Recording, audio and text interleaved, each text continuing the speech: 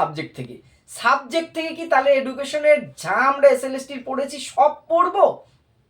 দেখুন, ওর বাইরের থেকে তো প্রশ্ন করবে না, প্লাস ওর সাথে অ্যাড হবে। তারপরেও বলছি, বারবারই যেটা বলেছি, পার্সোনালিটি টেস্টের নির্দিষ্ট কোনো সিলেবাস হয় না, কিন্তু অত পড়বার দরকার নেই। আপনাদের যা জানা আছে তার ভেতর থেকে হবে। আমি আজকে কিছু আলোচনা করব। আমি আগেও বলেছি, আপনি প্রশ্নটা ভালো প্রশ্ন করেছেন, এর আগেও বোধহয় কেউ করেছিলেন। যে কটা 10টা ইউনিট আছে, 10টা ইউনিটই তো আমাদের জানা। তার মধ্যে প্রথম অধ্যায়ে যে শিক্ষার মিনিং টিনিংগুলো একটু দেখে রাখবো আমরা। ইম্পর্টেন্ট হচ্ছে টুলস টেকনিক, কি বলে, ইভ্যালুয়েশন টুলস টেকনিকটা। সেখান থেকে তার মানে একদম আপনারা আবার সেই কুয়ো করে জল বের করার মতন চলে যাবেন না, কোন টেস্টের কি ছিল হ্যান ত্যান, দরকার নেই, অত চাপ নেবেন না। টুলস টেকনিকটা একটু দেখবেন, আমি সেখান থেকে আজকে কিছুটা যদি সময় পাই বলবো। মেইনলি দেখবেন কমিশনগুলো, স্বাধীন ভারতের কমিশনগুলো আজকে আমি আলোচনা করবো, একটু আপনাদের সাথে জিজ্ঞাসা করবো আমি, আমাদের একবার জাস্ট রিভাইশন হয়ে যাবে। কমিশনগুলো কিন্তু খুব কমন, সর্বশিক্ষা অভিযান থেকে শুরু করে কমিশন, বিভিন্ন কমিশন। দেখুন, কেন বলছি কমিশনগুলোর থেকে প্রশ্ন করবার জন্য কিন্তু এডুকেশনের কোনো কলেজের প্রফেসর বা ইউনিভার্সিটির কোনো প্রফেসরের দরকার নেই, লেকচারারের দরকার নেই। মোটামুটি যারা অন্য সাবজেক্টের এক্সপার্ট থাকবেন তারাও তো ডিএড বিএড এমএড অনেকে করে এসছেন, ফলে তারাও কিন্তু এই বিষয়গুলো কমন। আমি কমন জিনিসগুলোকে বেশি গুরুত্ব দেবো কিন্তু ইন্টারভিউতে, যেটা পূর্ব অভিজ্ঞতায় দেখেছি। ওই তারপরে বিভিন্ন শিক্ষাবিদের মধ্যে ভারতীয় শিক্ষাবিদ যেমন আছে, বিবেকানন্দ, তারপরে আমাদের রবীন্দ্রনাথ, যেগুলো আমাদের সব সময়ের শিক্ষার স্কুল। আমি 10-15 মিনিট টাইম হাতে রেখেই শেষ করব, প্রশ্নগুলো নেব। আর যেহেতু ম্যাডাম যে কোশ্চেনটা করলেন, উনি আমাকে মেসেজ করেছিলেন একদিন, আমি এটা বলেছি আগেও যে আমার যে যোগ্যতা এক্সট্রা কারিকুলাম বা কিছু যদি থাকে, আমি কখনোই জোর করে বলবো না, ঠিক আছে? আমার কাছে জানতে না চাওয়ার সুযোগ চাইনি, তবু আমি বলবো না, কিন্তু যদি স্কোপ পাই আমি ছাড়বো না। স্কোপ পেলে কিন্তু আমি বলবো। কিরকম বলবো স্কোপ পেলে? দেখুন, সবচেয়ে বলার জায়গা হচ্ছে ইন্ট্রোডাকশনে। যখন আপনি ইন্ট্রোডাকশনটা দিচ্ছেন, তখন কিন্তু আপনি বলতে পারার সুযোগ পাবেন যে আপনি কি কি করেন, আপনার সম্পর্কে কিন্তু বলার একটা সুযোগ আপনার রয়েছে। তার বাইরেও যদি আপনাকে জিজ্ঞাসা করে যে আপনি এখন কি করছেন, বা আপনি সেই তখন কিন্তু বলতে পারেন। কিন্তু আপনাকে দেখা গেল ইন্ট্রোডাকশনে এমনভাবে আপনি বলতে যাওয়ার আগে আপনাকে আরেকটা কোশ্চেন ছুড়ে দিয়েছে বা এইরকম জায়গায়, তখন কিন্তু আপনি অন্য আর জোর করে বলতে যাবেন। আর বললেই আপনার যে প্রশ্ন লেভেল খুব হাই হবে সেটা নিয়ে চাপ নেবেন না, সেরকম হবে না। পিএইচডি সংক্রান্ত কিছু আপনাকে জিজ্ঞাসা করতে পারে, কি বিষয়ে থিসিস করছেন, হ্যান ত্যান, এই সমস্ত বিষয়, সেটা নিয়ে চাপ নেবেন না। ঠিক এ প্রসঙ্গে, এটা সবাইকে উদ্দেশ্য করে বলছি, আমার প্রশ্নের মধ্য থেকেই প্রশ্নটা তৈরি হলো। ধরুন ইন্টারভিউতে আপনাকে একজন প্রশ্ন করেছে, আমি একটা প্রশ্ন করেছি, আমি ইন্টারভিউয়ার, সাপোজ প্রশ্ন করেছি, আপনি উত্তর দিচ্ছেন, সেই টাইমে পাশের থেকে আরো একজন আপনাকে প্রশ্ন করেছে, সেই মুহূর্তে আপনি একটার উত্তর দিচ্ছেন, তৎক্ষণাৎ আরেকটা প্রশ্ন করেছে, আপনি কি করবেন? এই উত্তরটা দিন তো আলী, একবার বলুন কি করা উচিত।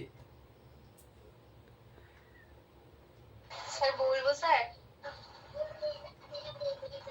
মেনশন করছিলাম একজন কাজ, বলুন বলুন। স্যার যার অ্যানসারটা আমি দিচ্ছি সেটা কন্টিনিউ করবে, এবং যদি অন্য কেউ ইন্টারভিউয়ে কোয়েশ্চেন করে তাকে বলবো, স্যার আমি আপনার অ্যানসারটাও দেব, আমি স্যারের আগে অ্যানসারটা দিয়ে নিই, তারপর আপনার অ্যানসারটা দেবো, ওনারটা কমপ্লিট করে তারপরে ওনার আবার কন্টিনিউ করবো ওনার কোয়েশ্চেনের উত্তরটা। ঠিক আছে। আর কারো কোনো কিছু এ বিষয়ে যদি আপনারা এরকম, এটার কিন্তু মুখোমুখি হবেন আপনারা, অনেকেই হবেন, সবাই নয়, অনেকেই কিন্তু এই পরিস্থিতির মুখোমুখি হবেন। এটা কিন্তু আপনার একটা মানে টেস্ট নেওয়া, এটাও একটা। সরি স্যার, আমার আজ নেটওয়ার্ক প্রবলেম হচ্ছে, আমি লেফট হচ্ছে। ঠিক আছে, নেটওয়ার্ক প্রবলেম হলে আমি চেষ্টা করব, ওই রেকর্ডিংটা যতটা থাকে আমি তো দিয়ে দিই। আপনারা এটা একটা ভালো সলিউশন দিয়েছেন, আমি তো পাঠাতে পারছিলাম না, ওই আরেকটা ইউটিউবের মধ্যে দিয়ে আপনাদেরকে আমি গ্রুপে যার জন্য দিচ্ছি, অনেকে জয়েন হতে পারছেন না তাদের জন্য। যাই হোক, অন্য কারোর কোনো মতামত না থাকলে উনি যেটা বললেন ঠিকই বলেছেন, তবে আমার কথা বলার মাঝখানে তো আমি অতক্ষণ ধরে কথা বলতে পারবো না। আমি উত্তর দিচ্ছি, হ্যাঁ রুশোর মতে শিক্ষা হচ্ছে জীবনব্যাপী শিক্ষা প্রক্রিয়া, এই সেই শিশু কেন্দ্রিক শিক্ষা হবে, শিশুই হবে তার শিক্ষা। এমন টাইমে আমার উল্টো দিক থেকে প্রশ্ন হচ্ছে, আচ্ছা বলুন তো রবীন্দ্রনাথের সাথে রুশোর কি মিল কোথায় আছে? প্রশ্ন এসছে। আমি চেষ্টা করব ইশারাতে, বা হ্যাঁ বলছি স্যার, বা ইশারাতে, মানে আমি রেসপন্স, দেখুন কমিউনিকেশন আপনাদের ছিল কার কার? সবারই ছিল তো। এডুকেশনে কমিউনিকেশন একটা অধ্যায় পড়েছেন তো, টেকনোলজি অধ্যায়ের মধ্যে কমিউনিকেশন বলে একটা অধ্যায় ছিল না, যোগাযোগ। হ্যাঁ, কমিউনিকেশনের মধ্যে আমরা টাইপ পড়েছি। হ্যাঁ, টাইপের মধ্যে ছিল না যোগাযোগ কত রকম ভাবে হতে পারে, ভার্বালি শুধু নয়, মৌখিক কথার বাইরে, হ্যাঁ লিখিত পঠন যোগাযোগ হতে পারে, চোখের মাধ্যমেও তো যোগাযোগ হতে পারে, দর্শন ভিত্তিক যোগাযোগ, শুধু ভিজুয়াল। আমরা যেটা বলি অনেক সময় চোখ দিয়েও কিন্তু যোগাযোগ হয়, সম্মতি জানাই, সেটাও যোগাযোগ। ক্লাসে বিশেষ করে আমরা করেছি না ছাত্রাবস্থায়, বন্ধুরা মুখ দিয়ে কোনো আওয়াজ নেই, কত গল্প হয়ে গেছে, হ্যাঁ চোখ দিয়ে হচ্ছে আরেকজনের, ঠিক আছে, কত ইশারা দিয়ে কথা হচ্ছে, এটাও তো কমিউনিকেশন। তো আমরা কথা বলার মধ্যেও চোখে বা মাথা নেড়ে সম্মতি জানিয়েও কিন্তু ওই স্যার ম্যাডামের সাথে কমিউনিকেট করতে পারবো। তবে সিচুয়েশনের উপর ডিপেন্ড করবে। কিন্তু দেখুন, আমি আপনাকে বলে দেবো এটাই করবেন, আপনার মাথায় ঘুরছে সাপোজ যে প্রাণ স্যার তো এটা বলেছিল না, আপনাকে কিন্তু ওই 5 মিনিট 10 মিনিট আপনার, আমি বারবার বলছি প্রাণ স্যার বা আমি বলে কথা নই, অনেক ভালো ভালো টিচাররা, অনেক ভালো আপনার অভিজ্ঞতা অনেক কিছু আছে, কিন্তু বাস্তব পরিস্থিতি, এই জন্যই তো এটাকে আমি বারবার বলছি, আমরা বলছি পার্সোনালিটি টেস্ট। আপনার পার্সোনালিটি, উপস্থিত বুদ্ধি সেখানে কিভাবে পরিস্থিতিটা হ্যান্ডেল করছে, সেইখানে কিন্তু আপনার সাথে কেউ থাকবে না সিচুয়েশনটার মুখোমুখি। আপনি বাইরে এসে সিচুয়েশনটা আমাকে 1 ঘন্টা ধরে আপনি বোঝাতেও আমি বুঝতে পারবো না, কিন্তু রিয়েল সিচুয়েশনটা আপনি আমাকে 1 ঘন্টা ধরেও বোঝাতে পারবেন না, 1 মিনিটের একটা সিচুয়েশন, কারণ ফেস করছেন আপনি। যদি সম্ভব হয় যে মুখে বলা হ্যাঁ স্যার বলছি বলবেন, যদি দেখেন না কথার যে ফ্লোটা রয়েছে, আপনি চোখের ইশারাতে বা সম্মতি নেড়ে আপনি প্রশ্নটা নিলাম স্যার আপনার, এইটাকে তাড়াতাড়ি ক্লোজ করে কন্টিনিউ করুন এই প্রশ্নটা, যে হ্যাঁ রুশো বলেছে জীবনকে শিশুকেন্দ্রিক শিক্ষা বলতে শিশুই থাকবে শিক্ষার কেন্দ্রে, এখানে বলছে কমপ্লিট করে দিয়ে হ্যাঁ স্যার রুশোর সাথে কিন্তু আমরা এদিকে দেখতে পারি রবীন্দ্রনাথের মিল আছে। রুশো যেমন শিশুকেন্দ্রিক শিক্ষার কথা, প্রকৃতির কথা বলেছিলেন, রবীন্দ্রনাথকেও দেখেছি কিন্তু ব্যাক টু নেচার সেই শান্তিনিকেতনে রুশোর সাথে কিন্তু অনেকটাই মিল এখানে পাচ্ছি। ভাববাদী হওয়া সত্ত্বেও রুশো আমরা কিন্তু রবীন্দ্রনাথের এই ক্ষেত্রে প্রকৃতিবাদী বলতে পারছি। মানে এইটা কমপ্লিট না করে এখানে আমি শিশুকেন্দ্রিক শিক্ষা বাদ দিয়ে ওখানে শান্তিনিকেতন ছুটে চলে গেছি, এইটা কখনোই কেউ করবো না। সিচুয়েশনটা কিভাবে আপনি হ্যান্ডেলিং করবেন, আমি আবারও বলছি রিয়েল সিচুয়েশনটা ফেস করবেন আপনি। তবে এই যে এই কথাটা দেখবেন ইন্টারভিউয়ের পরে অনেকের সাথে মিলে যাবে, মুখে হাসি রেখে মাথা নেড়ে, একদম একদম আমি সেটাই বলতে চেয়েছি, সেটা আপনি আপনার পার্সোনালিটির সাথে যেটা স্যুট করছে সেভাবে যাবেন স্যার বা ম্যাডাম, আমি বোঝাতে পেরেছি আশা করি। কারণ সবাইকে তো এক ড্রেস মানায় না, এক খাবার আমাদের, আমরা জানি আমাদের প্রত্যেকের মধ্যে ব্যক্তিগত বৈষম্য আছে, ঠিক ব্যক্তিগত সিচুয়েশনটাও কিন্তু বৈষম্য হবে। আপনি মালদা যেহেতু রিজিওনাল হবে, বিশেষ করে আরও আপনি মালদা বোর্ডের একটা ইন্টারভিউ বোর্ড যেরকম নিচ্ছে, আপনি বারাসাত বোর্ডের একটা ইন্টারভিউ বোর্ডে তো একই মেম্বার থাকবে না, সিচুয়েশনটা আলাদা আলাদা হতে পারে। তবে এই সিচুয়েশনের মুখোমুখি কিন্তু আপনারা হবেন, আমি নিজে ইন্টারভিউয়ের ক্ষেত্রে হয়েছি বা অনেকের কাছে শুনেছি এটা হয়েছে। এটাও কিন্তু আপনার এই কমিউনিকেশন স্কিলটাকে দেখা হয়। কারণ কি, কারণ হচ্ছে যখন আপনি ক্লাসরুম সিচুয়েশনে যাবেন, একাধিক ছাত্র তো আপনাকে একসাথে প্রশ্ন করবে, হয় না অনেক সময়, স্যার এটা বুঝিনি স্যার এটা কি, আপনি কি করবেন, এই পিটিয়ে সোজা করে দেবো বলবেন না, কম বেশি 2-3 জনের প্রশ্নটা একসাথে নেওয়া যায়, এইটা কিন্তু একটা স্কিল। আগের দিন একজন ম্যাডাম একটা প্রশ্ন করেছিলেন, আমি বলেছি মানে বলতে ভুলে গেছিলাম, পরে আমি রেকর্ডিংটা দেখলাম, ক্লাস স্কুল থেকে 3টে প্রশ্ন তিনি বলেছিলেন, কি কি তার মধ্যে একটা প্রশ্ন বলেছিলেন বালা, কোন ম্যাডাম বলেছিলেন, কে বলেছিলেন, তিনি আছেন ক্লাসে, বালাটাও আমাকে বলতে বলেছিলেন। আর দুটো উত্তর দিলেও এটার উত্তর আমার আর দেওয়া হয়েছিল না, যাই হোক। আচ্ছা, বালা প্রজেক্ট সম্বন্ধে কেউ জানেন আপনাদের মধ্যে, বলুন উত্তরটা। হ্যাঁ স্যার জানি। হ্যাঁ বলুন। ইনক্লুসিভ এডুকেশনে ওই যে বিভিন্ন ধরনের বিশেষ যে চাহিদা সম্পন্ন শিশুদের জন্য যে স্কুলের বিল্ডিংটা হবে তাদের অনুযায়ী করার জন্য এই মডেলটা করা হয়। আমার এই মুহূর্তে স্যার ওই ফুল ফর্মটা মনে পড়ছে না, আমি জানি ফুল ফর্মটা আমার মনে পড়ছে না। Building as learning aid, building as learning aid. Building as learning aid আপনারা একটু মনে রাখবেন। আমি কিছু কোশ্চেন আজকে রাতে, আজকে রাতে আর হবে না, আপনাদের কথা দিয়েছিলাম আমি রেডি করছি, কিছু কিছু প্রশ্ন উত্তর যতটা সম্ভব আমি পিডিএফ আকারে হোক বা ছবি তুলে গ্রুপে দিয়ে দেবো, পেয়ে যাবেন এইগুলো। সাক্ষরতার হারটা স্যার বলেছিলেন দেবেন। হ্যাঁ হ্যাঁ আমি রেডি করছি, ভুলে গেছেন আপনি। আমি রেডি করছি, ওগুলো আমি দিয়ে দেবো আপনাদেরকে যতটা সম্ভব, এই প্রশ্নগুলো পেয়ে যাবেন। বালা হচ্ছে একটি প্রজেক্ট যেটা হচ্ছে ফুল মিনিংটা এটা একটু একটু জেনে রাখবেন আপনারা। হ্যাঁ, বিল্ডিং এস লার্নিং এইড, যেটা দেখবেন ইদানিংকালে বিভিন্ন স্কুলগুলোতে দেখবেন ওই সিঁড়ির মধ্যে লিখে রেখেছে হয়তো 12 মাসের নাম, পশু পাখির নাম, অ্যালফাবেটিক কোনো নাম, ABCD, বা গ্রিলের মধ্যে অ ক খ, দেয়ালের মধ্যে প্রকৃতি পরিবেশের ছবি দেখবেন স্কুলগুলোতে আছে। এই প্রজেক্টটা বিল্ডিং এস লার্নিং এইড, মানে বিল্ডিংটাই কি হয়ে যাবে, লার্নিং এইড মানে আমরা জানি শিখন উপকরণ, তাই তো? লার্নিং এইড আমরা বিল্ডিং, স্কুল বিল্ডিংটাকে আমরা কি করছি, হ্যাঁ হ্যাঁ অনেক স্কুলে দেখেছি স্যার, একদম এখন প্রায় সব স্কুলে দেখবেন কম বেশি বিল্ডিংটাকেই বলছে একটা এইড বানিয়ে ফেলো, টিচিং এইড, লার্নিং এইড বানাবো। বিল্ডিং দেখেই শিশুরা যাতে শেখে, স্কুলের মধ্যে দেখা গেল একটা বাস্তুতন্ত্রের ছবি একা আছে, ঠিক আছে, একটা চোখের ওই যে ছবি, তার যে জীবন বিজ্ঞানের যে বিষয়টা আছে, যাকে এই মুহূর্তে আমি বলতে পারছি না টোটাল নামটা, বা কোনো একটা পাহাড়ের গঠন, এই যে এই বিষয়গুলো দেয়ালে যদি আঁকা থাকে, ওয়ার্ল্ডের ম্যাপ, ইন্ডিয়ান ম্যাপ, ওয়েস্ট বেঙ্গলের ম্যাপ, যে জেলায় আমার স্কুলটা সেই জেলার ম্যাপ, বা এবার ভূগোলের ক্ষেত্রে হতে পারে ইতিহাসের কোনো একটা বিষয়, মৌর্য সাম্রাজ্যের, মৌর্য যুগের ম্যাপ, এই যে এই বিষয়গুলো বিভিন্নভাবে বোঝে, তাহলে ছেলেমেয়েরা যেতে আসতে স্কুলে খেলতে খেলতে অনেক কিছু শিখছে। বিল্ডিংটা একটা টিচিং এইড হিসেবে তৈরি হচ্ছে। এটা ইউনিসেফ থেকে গুজরাটে প্রথমে চালু হলো, আমাদের ওয়েস্ট বেঙ্গলেও 2022 সাল থেকে কিন্তু এটা প্রবলভাবে আছে, প্রায় সব স্কুলগুলোতে এটা আছে। এবং এটা একটা বালা প্রজেক্টটা, অনেক ক্ষেত্রে আমাদের বালা আসলে মনে হয় যে হাতের বালা কিনা, সে নয়, কিন্তু আশা করি বিষয়টা, আর যদি আপনাকে জিজ্ঞাসা করে বালার ফুল ফর্মটা হয়তো আমি যেটা লিখে দেবো সেখান থেকে আপনাদের মনে থাকবে বা আপনারা জেনে নেবেন, কিন্তু বিষয়টা যেটুকু বললাম এবার আপনি, আশা করি প্রত্যেককেই বলছি গুছিয়ে বলা যাবে তো, নিজের মতন করে বলবেন, কিন্তু আশা করি পারবেন।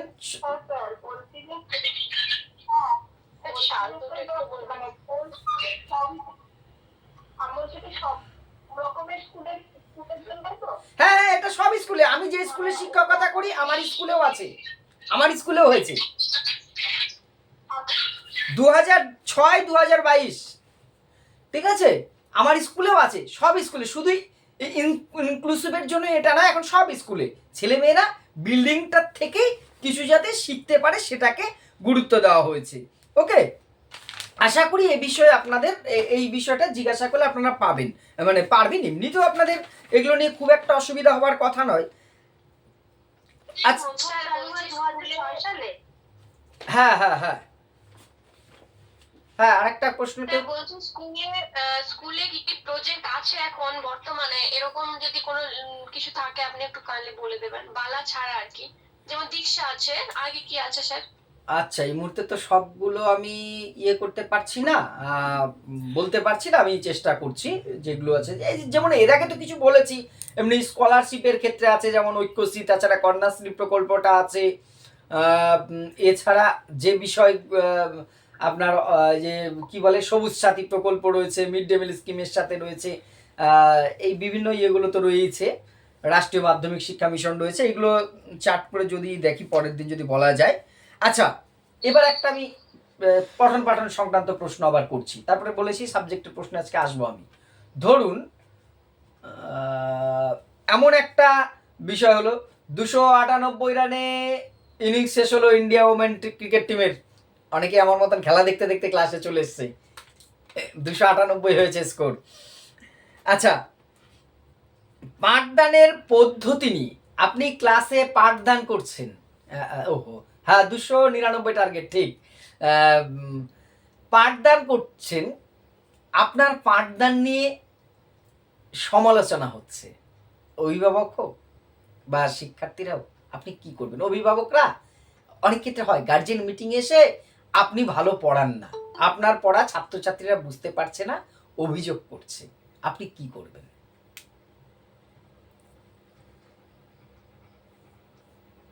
এক্ষেত্রে উত্তরটা যদি কেউ মনে হয় দেবেন দিন, একাধিকজন একে একে দিতে পারেন, আমি উত্তর সবাই দিলে সবারটাও নেব। এক্ষেত্রে কি করণীয়? কেউ দেবেন উত্তরটা?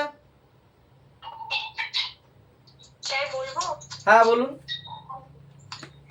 হ্যাঁ, অবশ্যই আমি একজন শিক্ষক হিসাবে আগে ছাত্রছাত্রীদের জিজ্ঞাসা করব তাদের কোন জায়গায় অসুবিধা হচ্ছে, তারপরে তাদের অসুবিধা জানার পর আমি যদি প্রয়োজন হয় তাহলে আমি আমার মেথডটা চেঞ্জ করব এবং তাদেরকে বিভিন্ন উদাহরণ বা বাস্তব মানে জিনিস দিয়ে বোঝানোর চেষ্টা করব।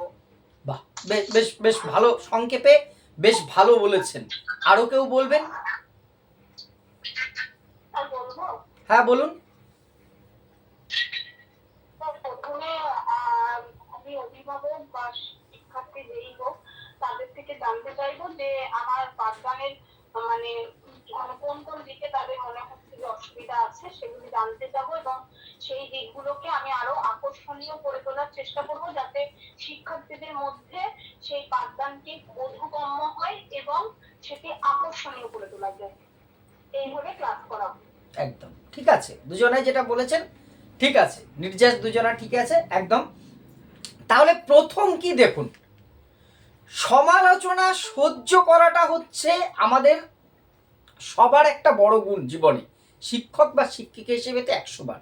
তাহলে আমার সমালোচনা হচ্ছে মানে আমি কি করব, সমালোচনাটা প্রথমে শুনবো, তার যুক্তিগ্রাহ্য কারণ থাকলে সেটা মেনে নেব, এবং তারপর কি কাজ হবে, আমাকে অভিভাবকরা যখন বলল বা প্রধান শিক্ষক মারফত আমার কাছে আসলো, আমি তাহলে এবার শিক্ষার্থীদের সাথে কথা বলবো বা বোঝার চেষ্টা করব তারা কোথায় বুঝতে পারছে না, সেই অনুযায়ী আপনারা যেটা বলেন আপনাদের কথাগুলোই কিন্তু বলছি, আমি নতুন বলছি না, সেই অনুযায়ী আমি আমার পাঠ পদ্ধতি প্রয়োজনে কি করব, পরিবর্তন করব, আরো বেশি সহজ বাস্তব উদাহরণ এবং কি বলে ওদেরকে আরো বেশি এঙ্গেজ করে পাঠদান করা যায় সেটা করবার চেষ্টা করব।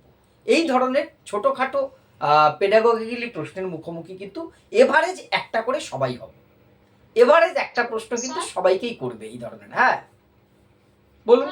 এই এই প্রশ্নের উত্তরের সূত্র টেনেই বলছি, বলুন। তো অভিভাবকরা যদি এরকম কোনো আপত্তি তোলে তাহলে আমি কিন্তু প্রথমে এটা শুনে মানে রেগে তো যাব না, ওনাদের অন্তত আমি ধন্যবাদ জানাবো যে ওনারা আমাকে এই কথাটা বলেছেন এবং নিজেকে রেকটিফাই করার চেষ্টা করব, ওনাদের আশ্বস্ত করব যে আমি পরবর্তীকালে আমার পড়ানোর পদ্ধতিটাকে আমি কিভাবে আর উন্নতি করা যায় সেটা নিয়ে নিশ্চয়ই চিন্তা ভাবনা করব। এটাও তাহলে অভিভাবকদেরকে আমি বলে আশ্বস্ত করব। বাহ, ঠিক, বেশ, এটা এটা এটা কিন্তু একটা ভালো পয়েন্ট বলেছেন উনি, যে আমি উল্টে কি করব, রেগে তো যাবই না, ধন্যবাদ জ্ঞাপন করব যে আমার ভুল ধরিয়ে দেওয়ার জন্য ধন্যবাদ। এটা এটা এটা কিন্তু খুব সুন্দর একটা সংযোজন, এই বিষয়গুলোর সাথে এটা খুব ভালো লাগলো, এটা এটা সংযোজন করা যায়। এই জন্য তো আমরা বারবার বলছি আমরা ক্লাস করতে আসবো না, আমরা সবাই ছাত্র, সবাই সবার কাছ থেকে শিখবো।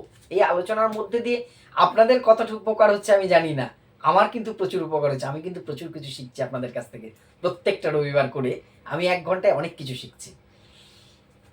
আচ্ছা হ্যাঁ স্যার, এই কোয়েশ্চেনটাতে বলছি যে ধরুন এখন তো অনেক নতুন নতুন পদ্ধতি এসেছে, আমি কিছু নতুন পদ্ধতি অ্যাপ্লাই করার চেষ্টা করেছি, হয়তো তারা এগুলোর সাথে পরিচিত নয় তাই তাদের মনে হয়েছে যে এটা ঠিক না, তো আমি কি আমার দিকটাও রাখার চেষ্টা করতে পারি যে এটা আমি এই জন্য করেছি, এটা নতুন বোঝাতে পারি, বোঝাতে পারি, বোঝাতে পারি, নিশ্চয়ই বোঝাতে পারি, কিন্তু ওভারঅল সেটা বোঝানোর পরেও কিন্তু আমার পদ্ধতিটাকে আরো বাস্তবমুখী আকর্ষণীয় করার চেষ্টা করব। এবার সেটা আপনি কিভাবে উপস্থাপন করছেন সেটা আপনার ব্যাপার, আমার পদ্ধতিটা যাতে আরো আকর্ষণীয় হয়, আরো কার্যকরী হয়, সেটার চেষ্টা আমি করব। আর আমার ক্লাসরুমে মেন টার্গেট কি থাকবে, ক্লাসরুমে মেন টার্গেট থাকবে যে যত বেশি সমস্ত লাস্ট বেঞ্চের শিক্ষার্থীটাকেও এঙ্গেজ করানো আমার ক্লাসে, তাই তো আমার ক্লাসের মধ্যে এঙ্গেজ যাতে করে সেটা। আচ্ছা আরেকটা প্রশ্ন, আজকে একটা ভিডিওতে আমি বলছিলাম, প্রশ্নটা মনে পড়লো হঠাৎ। আচ্ছা আপনার ক্লাসে একই সাথে মানে আজকে না আগের দিন একটা ভিডিওতে বলেছি প্রশ্নটা, মেধাবী এবং দুর্বল দুই ধরনের ছাত্র থাকবে ক্লাসে, সবাই ফার্স্ট বয় নয়, কিছু ভালো ছাত্র থাকবে আর কিছু থাকবে মধ্যমানের ছাত্র, কিছু থাকবে নিম্ন মেধার ছাত্র। আচ্ছা, প্রথমে সংক্ষিপ্ত আকারে ডিটেলসে নেব না, কিন্তু এক কথায় উত্তর হচ্ছে আপনি পাঠদানের সময় কাদের উপযোগী করে পাঠ পরিচালনা করবেন? বলবো স্যার, বলবো। অভিষেক তা বলুন। যারা মানে সংখ্যায় বেশি আছে, অর্থাৎ যারা মধ্যমান স্টুডেন্টের সংখ্যায় বেশি থাকে, মানে একটা ক্লাসে প্রতিভাবান শিশু যেমন কম থাকে মানে সংখ্যায়, এবং যারা একদম কম বোঝে বা তারা একটু কম থাকে, মধ্যমানের যে শিশুরা থাকে সেই শিক্ষার্থীদের অনুযায়ী পাঠ ফেলার চেষ্টা করবে। তারপরে যদি যারা একদম নিম্ন মানের বুঝতে না পারে তাদের জন্য, তাদের পরিবহনতার জন্য তাদের চয়েস দিয়ে সেটাকে আরো সহজ করে বা তাদের পক্ষে বোঝানোর চেষ্টা করবো, এবং সাথে সাথে প্রতিভাবানদের জন্য কিছু এক্সট্রা বা কোনো বেশি করে ভালো করে উন্নত পদ্ধতি দিয়ে বোঝাবো। হবে রাজকুমার বাবু বলছেন। আচ্ছা, অন্য কেউ যদি আর কোনো উত্তর দিতে চান এ বিষয়ে, সবার জন্য ওপেন, একজন করে দিলেই হবে। রাজকুমার বাবু লিখেছেন, একটা উত্তর দিয়েছেন, আমি সেটা আসছি। স্যার বলবো?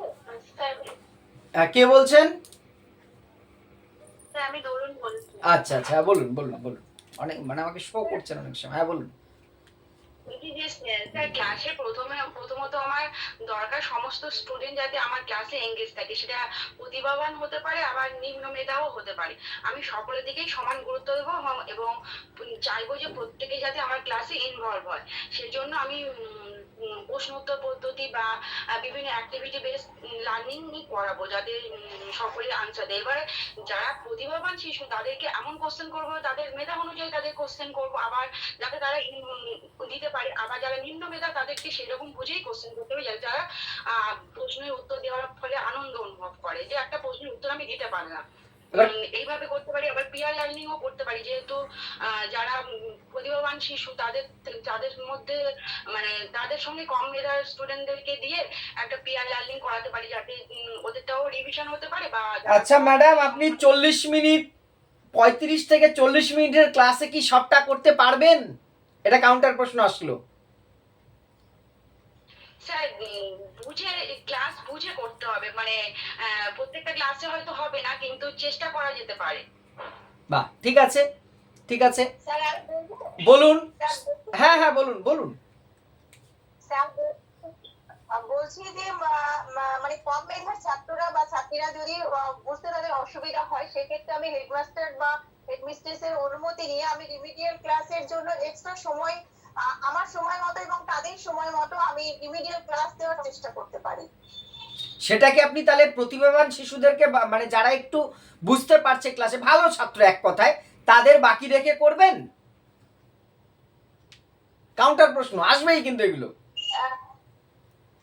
হ্যাঁ বুঝতে পেরেছি। তাদের বাকি রেখে নয়, অ্যাকচুয়ালি ক্লাসের যে অ্যাভারেজ স্টুডেন্টের বেসিসে যে ক্লাসটা দেওয়া হলো সেই ক্লাসটা নর্মাল স্টুডেন্টরা নিতে পারলো না, মানে অ্যাবনর্মালটা নিতে পারলো না। সেই ক্ষেত্রে তাদের জন্য আমি রিমিডিয়াল ক্লাস দিচ্ছি। বাট যারা মানে মানে উচ্চ মেধা সম্পন্ন যারা আছে তাদের জন্য তো ক্লাসের ওটা তো মানে অ্যাভারেজ ক্লাস যেটা হয়েছে সেটা তো ওরা নিয়ে নিল, এবং তাদের উচ্চ মেধা সম্পন্ন যে আরেকটা উন্নত মানের যে ক্লাস দেওয়া উচিত সেটাও আমি চেষ্টা করবো একসাথে নয়, তাদেরকে সেপারেটলি ক্লাস উন্নত মানের ক্লাস দেওয়ার জন্য সেটাও হেডমাস্টারের পারমিশন নিয়ে আমি করার চেষ্টা করতে পারি। আচ্ছা, আমি কিন্তু উনাকে প্রশ্ন করছি, মানে শুধু উনাকে নয়, আপনাদের কাজে লাগছে। এখানে আরেকটা কাউন্টার প্রশ্ন, দাঁড়ান 1 মিনিট, আশা করি সবারই কাজে লাগছে। আরেকটা কাউন্টার প্রশ্ন আসছে, এই সেপারেশনটা আপনি কিভাবে করবেন? সেপারেশন কথা তো স্যার বলাই যাবে না। একদম, আমি সেটাই আসবো স্যার, একদম আপনি ঠিক ধরেছেন। কিন্তু উনি যেভাবে বলছেন, উনার যুক্তি দিয়ে উনি বুঝিয়ে দিচ্ছেন, স্বাভাবিক। তখন আমার একজন ইন্টারভিউ হিসেবে একটা কাউন্টার প্রশ্ন আসলো। আমি অন্য ভাষায় বলার চেষ্টা করব, কিন্তু স্যার সেপারেশন কথাটা ইউজ করব না। বেশ, এটা কিন্তু ভালো। সেপারেশন কথাটা আবু তাহের কিছু বলছেন, বলুন। স্যার তাদের পাঠদানের এমন করে ব্যবস্থা করবো সবাই যেন উপযোগী হয় এবং তাদের মেধা অনুযায়ী আমি কোশ্চেন করবো এবং সেই অনুযায়ী তারা অ্যান্সার দিবে এবং তাদের আমি উৎসাহিত করবো স্যার। একদম আপনার জায়গায় ঠিক আছেন, একদম আপনাকে কিন্তু আমি কোনো ভুল বলছি না, কোনো ভুল ত্রুটি নেই আপনার, কিন্তু আমি লাস্ট যে জায়গাটা ছিলাম সেটা কিন্তু উনি মানে আপনার জায়গায় আপনি ঠিক উত্তর দিয়েছেন, কিন্তু লাস্ট কোশ্চেনটা উনি রিমেডিয়াল ক্লাসটা করবেনই, করতেই পারেন, সেটাও কিন্তু দরকার, আমি সেটাও আসবো, কিন্তু সেই যে সেপারেশন, যদিও স্যার বললেন হরিবাবু তাই তো, যে সেপারেশন ওয়ার্ডটা আমরা ইউজ করবো না, এটা বেশ ভালো। হ্যাঁ, এই যে আমি ধরে নিচ্ছি সেপারেশনটা কিসের ভিত্তিতে কিভাবে করবেন আপনি, আমি সেটা জিজ্ঞাসা করছি এবারে। হ্যাঁ জিনিয়া বলুন। হ্যাঁ হ্যাঁ একদম একদম, আপনি জিনিয়া বলুন।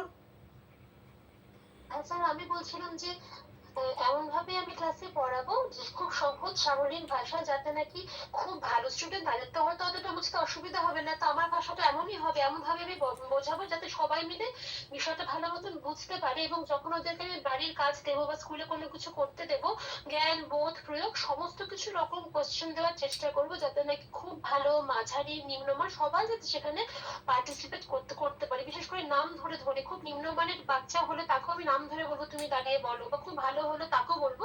একটু তাদের মধ্যে হয়তো কোশ্চেনের হয়তো ধরনটা হ্যাঁ, আলাদা হবে, কিন্তু সবাইকেই আমি করব, আমার এটাই মনে হয়। না ঠিক আছে, রিমেডিয়াল ক্লাস নিব সেটাও আমি সবাইকে নিয়েই করবো, মানে করবো, মানে তাদের প্রয়োজন অনুযায়ী আলাদা আলাদা বাড়ি কখনো যদি হয়, সোমবার মঙ্গলবার বুধবার এরকম করে কিছু। হ্যাঁ হ্যাঁ স্যার এটাই ভাবছিলাম। না না ঠিক আছে, মোটামুটি আমি অনেকগুলো কমেন্টও পাচ্ছি, কিন্তু স্যার বলবো? হ্যাঁ বলুন বলুন, অসুবিধা নেই। হ্যাঁ স্যার, আমি শিক্ষক হিসাবে প্রথমেই শ্রেণীকক্ষে যারা দুর্বল তাদেরকে একটু বিশেষ ধ্যান দিব, কারণ তারা কি জন্য আমার সাবজেক্টটা বা আমার পড়ানোটা বোঝাতে পারছে না। আমাদের মূল লক্ষ্য হলো যারা মধ্যম মানের তাদের মানে দুর্বলদেরকে তাদের সমবর্তী নিয়ে আসা, এবং সেটার জন্য আমি ক্লাসে মানে সব ধরনের কোয়েশ্চেন করবো তাদেরকে সক্রিয় রাখার জন্য। এইভাবে আমি তাদেরকে একসাথে নিয়ে পড়াশোনা করাতে বাহ, পারবো। মোটামুটি এবারে আমি বলছি, যতজনা উত্তর দিলেন, একদম প্রথম যিনি বলছিলেন খুব ভালো, পরপর আমি তাকে অনেকগুলো কাউন্টার প্রশ্ন করেছি, ভালো লাগলো, মানে সত্যি কথা বলছি, এই আপনাদের এই যে উত্তর দেওয়ার দক্ষতাটা, এইটা কিন্তু ভালো লাগছে, যথেষ্ট প্রস্তুত আপনারা। আর পরের দিন আমি কিন্তু যখন উত্তরগুলো নেব অন ক্যামেরা নেব, উত্তরটা দেওয়ার সময় ক্যামেরাটা অন করে দেবেন, সবাই দেখবে, কারণ এখানে আপনার এক্সপ্রেশনটাও কিন্তু দেখার একটা ব্যাপার আছে। আজকে অবধি এটা আর করছি না, কারণ সবাই হয়তো খুব স্বাভাবিকভাবে ক্লাসে বসে গেছি, আমরা এটা বুঝতে পারছি, যদিও আমরা একটা ফ্যামিলির মধ্যে আছি, তবুও পরের দিন কিন্তু এটা মাথায় রাখবেন। আমি কিন্তু সবার না হলেও কিছু জনের মানে একদম এটা র্যান্ডম যে কোনো কাউকে প্রশ্নটা নাম ধরে বলবো, অ্যান্সারটা অন ক্যামেরা দেবেন, তাতে কি হবে বুঝতে পারছেন তো, মানে আমাদের যে আই কন্ট্যাক্টের কথাটা বারবার বলছি, আমরা কিভাবে এক্সপ্রেশন করছি কথা বলার সময়, একবার দেখুন, এই যে আমি এই কথাগুলোই বলছি, এই যে পরের দিন আমরা ক্যামেরায়, ভালো লাগছে এবার আমার কথাগুলো শুনতে, আমার ক্যামেরা অফ থাকলে বোঝা যাচ্ছে স্যার কিভাবে বলছে না, কিন্তু তাই নয় কি, একদম পরের দিন কিন্তু আমরা এই যে আপনাদের এই কথাগুলো জাস্ট অন্য সময় অফ থাকবে, অন ক্যামেরা ভালো হবে কিন্তু পরের দিন থেকে সব কটা দিনই, কারণ আমি 1 মিনিটের কোনো বিষয় আপনাকে ডিসকাশন করতে বলতে পারি, যে এই বিষয়টা আমাকে বুঝিয়ে দিন, মানে আপনি বলবেন, আমরা সবাই দেখব, ভালো লাগলে সবাই বলবো, যেখানটায় খারাপ লাগবে আমরা সবাই বলবো, যেখানটায় স্যার বা ম্যাডাম আপনার শুধরে নেবো, পরের দিন হবে এটা, আজকে আর অন ক্যামেরায় আমি আজকে যদি কেউ বলতে চান পরের থেকে বলতে পারেন, ঠিক আছে, কেউ যদি চান যে আমি ক্যামেরা অন করে বলবো বলবেন এর পরের থেকে। তাহলে এবার একটা ওয়ার্ড ম্যাডাম যে বলছিলেন সেপারেশন, এই সেপারেট কথাটা সত্যি একটু কানে বিঁধেছে, কিন্তু আপনিও হয়তো অত সচেতনভাবে বলেননি, বলেছেন এই সেপারেট কথাটা না ইউজ করলে বাদ বাকি কিন্তু আপনার বলার ধরন এবং উত্তর দেওয়া, এবং আপনি যে কাউন্টার প্রশ্নের যে একদম ফ্রিকশন অফ সেকেন্ডে কাউন্টার অ্যান্সার করেছেন, বেশ ভালো লেগেছে আমার, অন্তত আপনাদের সবাইয়েরও নিশ্চয়ই তাই হবে ওনার প্রতি, এটা বেশ ভালো উত্তর করেছেন উনি। কিন্তু আমি অনেক সময় বলেছি উত্তর একটু আধটু যদি 19-20 হয়, কিন্তু আমার বাচনভঙ্গি, আমার ডেলিভার যদি ঠিক হয়, সেটা কিন্তু অনেকটা মেকআপ হবে, এটা মাথায় রাখতে হবে। এবারে যে জায়গাটা আমি লাস্ট প্রশ্নটা করেছিলাম, by the by last question এটা ছিল যে আমি সেপারেশনটাই ধরে নিচ্ছি, এই যে কাদেরকে আমি করবো, এটা ভাগটা কে করে দেবে আমাকে, আমি ক্লাসেই তো বুঝলাম, যারা যারা বুঝতে পারোনি তাহলে কারা কারা বুঝতে পারো, আচ্ছা তোমরা বুঝতে পারোনি, তাহলে তোমাদের আমি এই আজকে টিফিনের পরে আমি ওই ওই অত নম্বর রুমে তোমাদের আর তোমাদের মধ্যে যদি আর কারো মনে হয় যে এই বিষয়টা আবার তোমরা একবার বুঝতে চাইছো, তাহলে তোমরাও আসতে পারো, ঠিক আছে? আমার ফার্স্ট বয় তো চাইতে পারে আমি আরেকবার স্যারের কাছ থেকে শুনি। আমার ফার্স্ট বয় তো বলতে পারে যে স্পিয়ারম্যানের দ্বিউপাদান তত্ত্ব আমি বুঝিনি, মানে বুঝেছি, কিন্তু ম্যাডাম যখন বলছে পড়াবো আরেকবার পড়তে পারো, অসুবিধে কি? আমি শুধু সেই 6টা ছেলেকে নিয়ে গেলাম যারা কিছু বোঝেনি। এবার ওদের মধ্যে কজন ইচ্ছে ছিল যে ম্যাডামের ক্লাসটা আমার ভালো লাগে, স্যারের ক্লাসটা ভালো লাগে, আরেকবার বুঝলে আমার ক্ষতি কি? তাহলে তারা যেতে চাইলে আমি তো না করতে পারি না। অর্থাৎ এই যে তোমরা বুঝতে পারোনি, তাহলে তোমাদের আমি এটা আরেকটু ভালো করে বুঝিয়ে দেব। যদি তোমাদের মধ্যে মনে হয় যে তোমরাও কেউ যাবে, মানে আমার এই ক্লাসটায় থাকতে পারো, কি ঠিক আছে? এটা বললে, এটা বলাটা কি বেটার হবে? কি মনে হয়? কারোর দ্বিমত থাকলেও জানাবেন, আমি সুপ্রিম নই। স্যার একদম ঠিক হবে স্যার। একদম, বাহ, ধন্যবাদ। সব সময় বলছি, আমার যে কোনো কথা, আমার যে কোনো উত্তর, আমার যে কোনো মতামত নির্ভুল আমি কখনোই হতে পারি না। যেদিন মনে করব আমি নির্ভুল, সেদিন আমার এত কিছু যেটুকুই শিখেছি বৃথা হবে। আমার ভুল হলেও আপনারা বলবেন যে স্যার এটা হলে বেশি ভালো।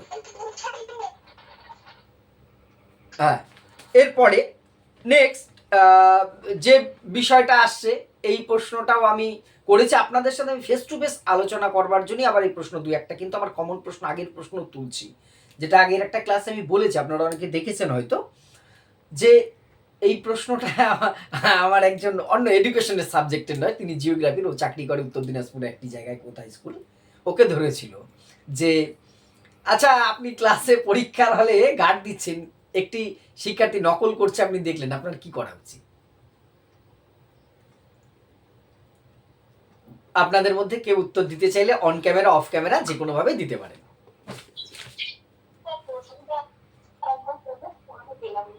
ও, আপনি, আমি প্রশ্নটা আরেকবার বলছি, তারপর উত্তরটা নিচ্ছি। শুনতে পারেননি, উনি বললেন যে আপনি পরীক্ষা, আপনার স্কুলের পরীক্ষার ডিউটি আপনাকে করতে হবে, পরীক্ষা দিচ্ছে, পরীক্ষার হলে আছেন, একজন শিক্ষার্থী, ছাত্রছাত্রী যাই হোক না কেন, নকল করছে, অসাধু উপায় অবলম্বন করছে, বা যাকে বলে নকল করছে, আপনি কি করবেন? বলবো স্যার? হ্যাঁ বলুন। হ্যাঁ স্যার, প্রথমে তো এরকম একটা পরিস্থিতি দেখা সত্ত্বেও নিজেকে আমি নিজেকে কন্ট্রোল করব, মানে নিজেকে সংযত রাখবো। তারপরে যে উপায়টার মাধ্যমে সে নকল করছে সেটা আমি তার থেকে নিয়ে নেব, এবং সেই মুহূর্তে তাকে শাস্তি বা সবার সামনে বিদ্রুপ এগুলো কোনো কিছুই করবো না। আমি পরীক্ষাটা তাকে দিতে দেবো, কারণ কেউ যাতে পরীক্ষাটা দিতে পারে, বা তার চারপাশে যারা আরো দিচ্ছে তারাও দিতে পারে। পরীক্ষাটা শেষ হয়ে গেলে আমি তাকে ডেকে আলাদা করে তার সাথে কথা বলবো, এবং এইভাবে নকল করে পরীক্ষা দিয়ে পাস করলে তার মানে ভবিষ্যৎটা যে ভালো হবে না, বা পরবর্তীকালে তার কর্মক্ষেত্র এরকম পরিস্থিতি এলে সে সমস্যায় পড়তে পারে, এইগুলো বোঝাবো, মানে নৈতিক দিকটা তাকে বুঝিয়ে বলবো। একদম ঠিক আছে। সবচেয়ে তো সোনালিকা ম্যাডাম ভালো উত্তর দিয়েছেন, খাতা স্ট্যাপেল করে দিয়ে দিই, এইটা উনি যেটা প্র্যাকটিক্যাল সেটাই বলেছেন, মানে একদম ক্লাসরুম সিচুয়েশনে। কিন্তু সেখানে কি ম্যাডাম এই উত্তরটা দেওয়া যাবে? ম্যাডাম বলুন, আপনি বলুন।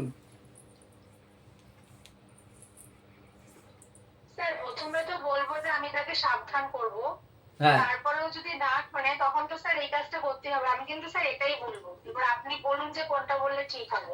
আমি এই জন্যই, আপনি রিয়েল সিচুয়েশনটা ফেস করেছেন, আমি যে কম্য করিনি তাও নয়, কিন্তু সেটা ধরুন মাধ্যমিক পরীক্ষা হলে তো সেটাকে করা যায়,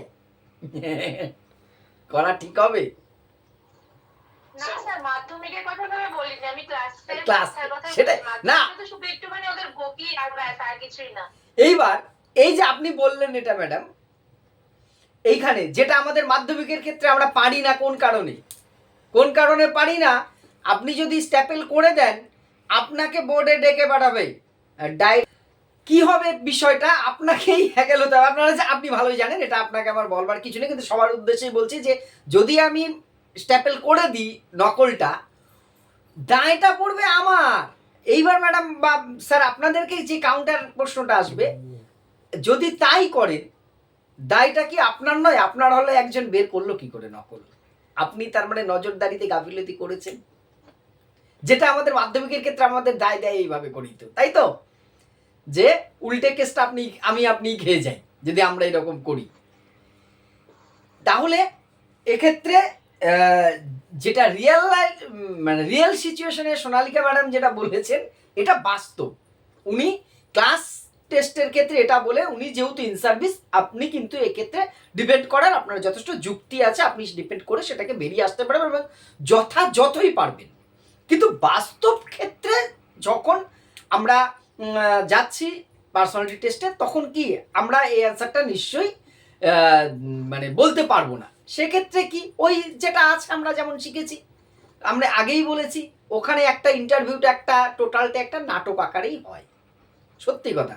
কিন্তু সেই নাটকের আমি একজন ক্যারেক্টার, আমি বাস্তব ক্যারেক্টার হিসেবে নিজেকে দেখানোর চেষ্টা করব যতটা সম্ভব।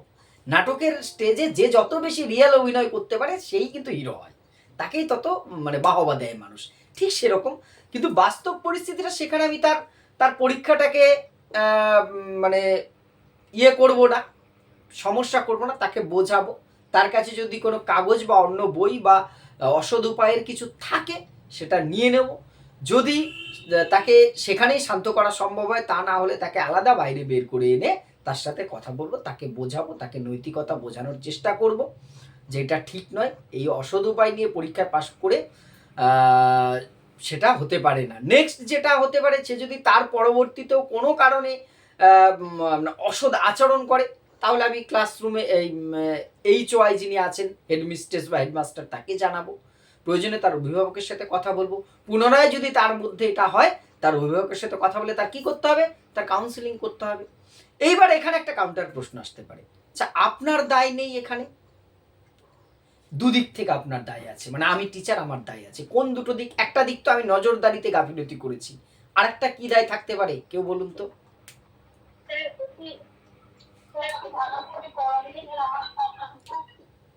আমার পড়ানোটা হয়তো তার কাছে সেরকম সেরকম আকর্ষণীয় বা বোধগম্যতা স্তরে নিয়ে যেতে পারেনি আমার সন্তানটা, সেই জন্য সে অসাধুতা অবলম্বন করে বিচ্ছিন্ন হতে চাইছে। এটা একটা খুব ভালো কারণ। আর কেউ কিছু যদি মনে হয়?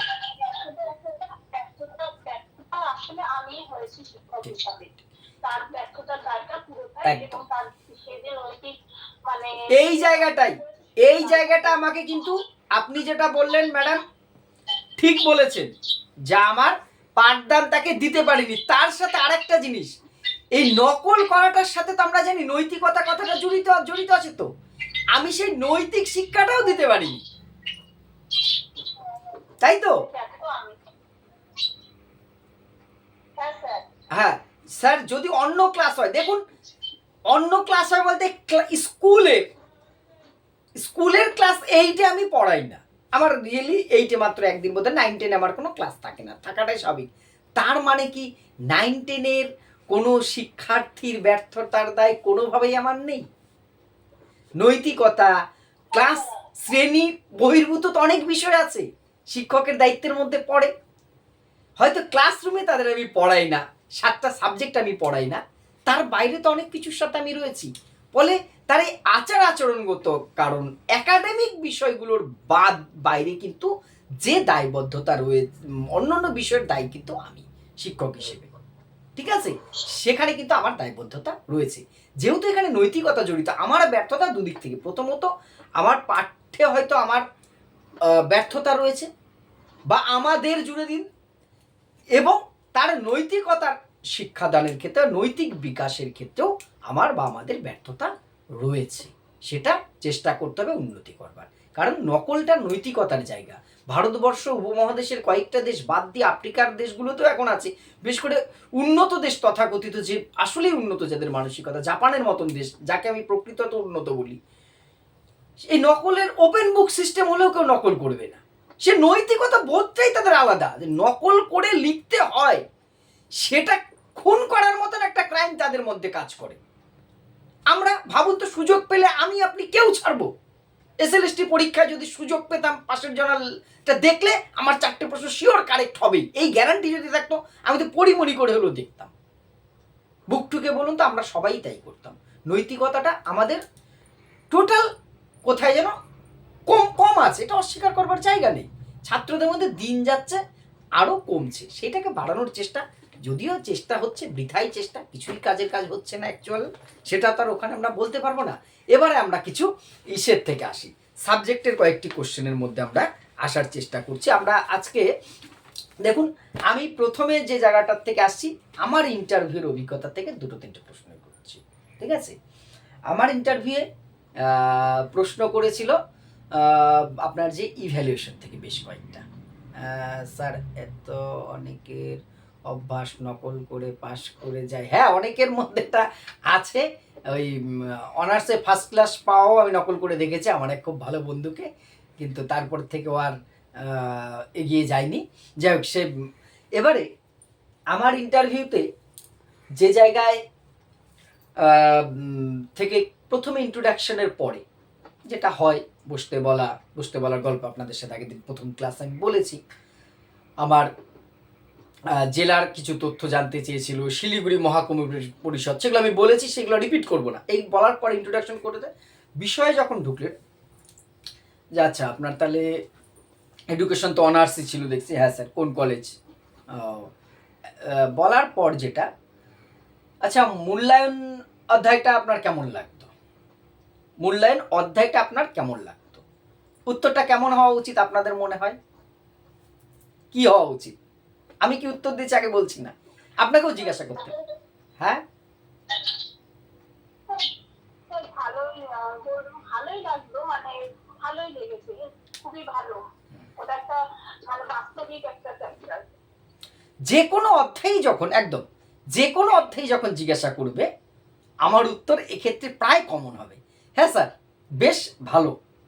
আমি কিন্তু ভয়ে ছিলাম ইভ্যালুয়েশনের খুব বেশি ডিপে ঢুকে যদি উল্টোপাল্টা প্রশ্ন করে, উল্টোপাল্টা প্রশ্ন কোনোই হয় না, মানে আমি জানি না সেটা আমার কাছে উল্টোপাল্টা মনে হবে, স্যাররা কেন উল্টোপাল্টা প্রশ্ন করবে। এবার আমার তো জানার থেকে না জানার অংশ 1000 গুণ বেশি, এটাই স্বাভাবিক, আমাদের প্রায় প্রত্যেকের ক্ষেত্রেই হয়। জানি কতটুকু, না জানার অংশ অনেক অনেক বেশি থাকে, যে কোথার থেকে ধরবে। কিন্তু আমি কনফিডেন্ট, কিন্তু বারবার দেখাচ্ছি খুব হাসি মুখে যেটা, যে হ্যাঁ স্যার অধ্যায়টা কিন্তু আমার খুব মানে যতটা গুরুত্বপূর্ণ এবং অনেক কিছু জেনেছি। এই কারোর মাইক অন আছে? হ্যাঁ আবু তাহের, আপনি মাইকটা মিউট করুন।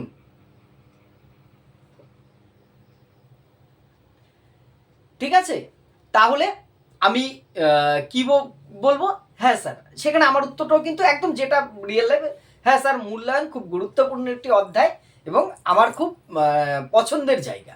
যদিও আগেই বললাম আমাদের অধ্যায়টাতে প্রথমে, আচ্ছা সব ঠিক আছে, মূল্যায়ন তো ভালো, অনেক কিছু জেনেছেন, মূল্যায়নের ত্রুটি দূর করার অনেক কৌশল জেনেছেন। প্রায় মিনিট খানেক একজন স্যার, উনি তখন বুঝলাম যে ইনি পিওর এডুকেশনের টিচার হবেন, নাম জানি না, জানার কথাও নয়, খুব সুন্দর করে মূল্যায়নের একটুখানি বলে, আচ্ছা